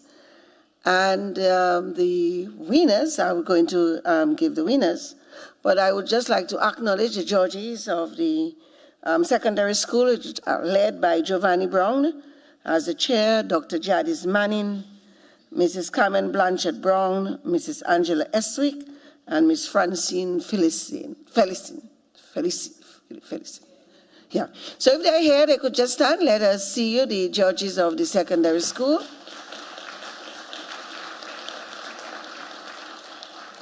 Thank you very much. And for the tertiary colleges, the judges, led by Dr. Chanel Thompson, Mr. Rosbert Humphrey, Ms. Patricia Welch, Mrs. Beverly Labadie, and Mrs. Laurel Seraphine Bedford. I know some of you are here, so just stand, let us see you. Thank you very much. And so the winner of the secondary school, we are awarding 3 places, is Miss Jania King from St. Vincent and the Grenadines, from the St. Vincent Girls High School. Second place, Mr. Demar Ferrara from the Commonwealth of Dominica, from the Isaiah Thomas Secondary School. And the third place winner, Miss Brianni Winston, also from the Commonwealth of Dominica, from the Dominica Grammar School. For the tertiary colleges, our winners are Mr. Nathan Alexis, again from St. Vincent and the Grenadines, took the top prizes. From the St. Vincent Community College. Second place goes to Jaida Victor, Miss Jaida Victor from Grenada, from the T.A. Marishaw College. And the third place winner, Miss Kelly Detterville from St. Lucia, Sir Arthur Lewis Community College. And before I take my seat again, I would like to thank the 50th Anniversary PEC Committee, and I would like the members to stand for their yeoman work. I also want to acknowledge the great support, the support given by the CRD team, MIS, the team, and all and ASDAD, who also did some good work with us for the support given. So PEC Committee, please take a stand. Mrs. Raquel Leons, Mrs. Teresa Smith, Zanel Akers, Miss Naomi Francis, Miss Cosilla, Jeremiah, St. Louis Jeremiah, Miss Valencia Grant, and Mr. Aldrin Bushy. What's Aldrin's name again? Yeah, Aldrin Bushy. Thank you very much.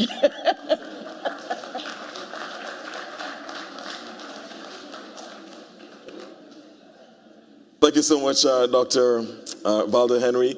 And of course, because she's modest, she wouldn't thank herself, but let me thank her for the tremendous work that she's put into the entire activities. Great work, Dr. Henry. I know it has been breathless. You've tethered yourself to this. I think Governor and Deputy Governor know what I'm talking about. She's tethered herself to this project, and it has come off magnificently. So a round of applause, please, again for Dr. Henry. Let's stay with the theme of giving thanks. We can now welcome to give the expressions of thanks, the vote of thanks, in spoken word, Ms. Zarnell Akers. Ladies and gentlemen, please give her a round of applause as she comes to give a spoken word expressions of thanks. Good evening, all. Mr. Moderator, allow me to adopt the protocol so ably established, except to acknowledge the presence of Her Excellency, Governor General of St. Kitts, Dame Marcella Liebert. Tonight's vote of thanks will be delivered through spoken word entitled Celebrating Progress, Charting the Future.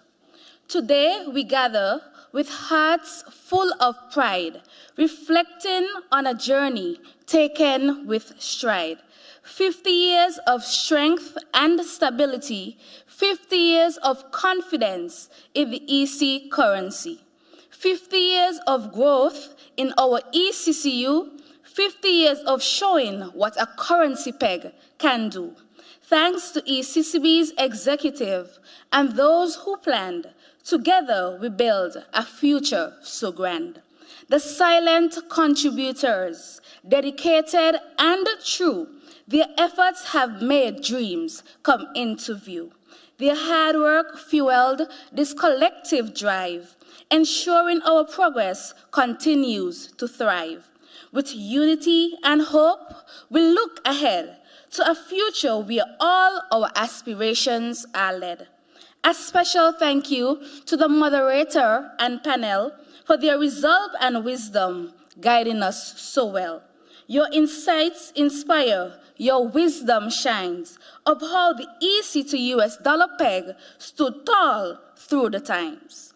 We look forward to many more years ahead with courage, purpose, and stability widespread. Guests and friends from near and far, your presence shines like a guiding star. Together we celebrate what we've achieved in the journey forward, we believe, and set new goals to be accomplished with a vision of pride and promise. Future horizons, bright and clear, with faith and hope, we persevere. The big push collective action for shared prosperity, a rallying call for resilience, growth, and unity, charting a course of transformation, building a future with determination. With vision strong and spirits bold, our story of progress will be told. So let us honor and celebrate this milestone today with gratitude that guides our way. 50 years of success and grace, a journey we'll forever embrace. Standing united, hand in hand, we forge ahead across the region. May blessings flow and spirits soar, together thriving forevermore. Celebrating progress, charting the future. 50 years of confidence, 50 years par excellence.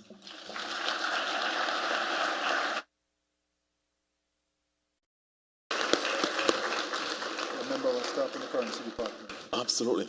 Very good. Another round of applause for Zarnel Akers. I've never heard a vote of thanks delivered in spoken word like that. Brilliant. Absolutely brilliant. A member of staff, Governor, reminds us in the currency department, showing that it's not just the blue and green economy, but the orange economy is alive and well inside these walls. By the way, they've also done, all internally, the PEG jingle that you heard earlier, and which you'll hear at the end. Excellent. Absolutely. So you get 2 rounds of applause. Brilliant. And the mixing was done internally as well. So, yes.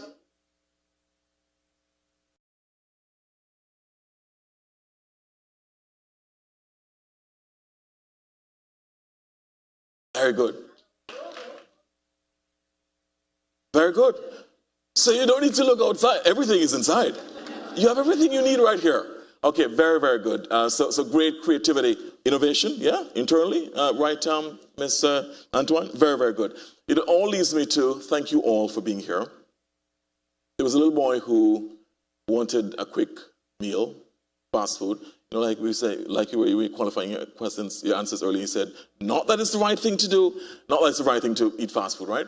And he asked his grandfather for McDonald's. His grandfather said, sure, you can get McDonald's, but you have to spell it first. The boy said, okay, sorry, on second thoughts, let me get KFC. So, the framers of this PEG, the successive governors, have shown that they're not taking any shortcuts like that little boy. They are putting in the work. They've put in the hard work, and what we're celebrating today is their hard work. It's been a baton that has been passed over the past 5 decades, and it has redounded to the benefit of the ECCU and the over 600,000 people who call this area home. We thank them. We thank you for having been here. This has been a powerfully perspicacious discussion, and we look forward to you taking this message across the entire ECCU, because this discussion cannot stand and rest here. It has to continue with the young people, with all of the people of our region, because we must celebrate our successes, but we must also be ready for the future. A future that is uncertain, but a future that can be bright if we all come together. Community is the word. Thank you all, ladies and gentlemen. Really appreciate it.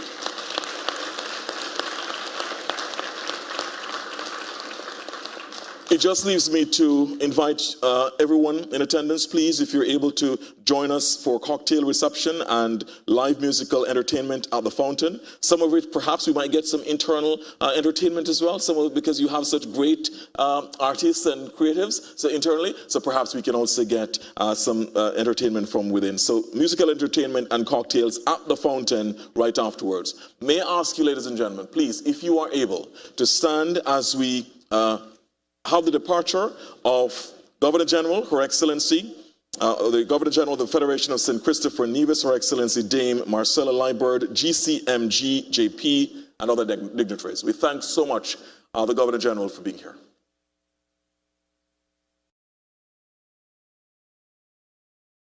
Applause for the Governor General, please. Thank you.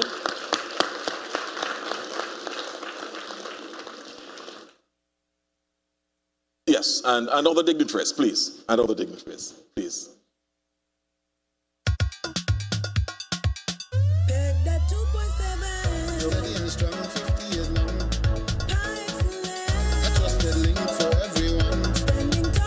And we thank you all. A round of applause, please, for a fantastic event. And we thank those who have joined us virtually. We thank those who joined us on Zoom. And we thank those who joined us across the television and radio stations right across the ECCU. Thank you so much. Enjoy cocktails and enjoy the musical entertainment. Really appreciate it. Good evening.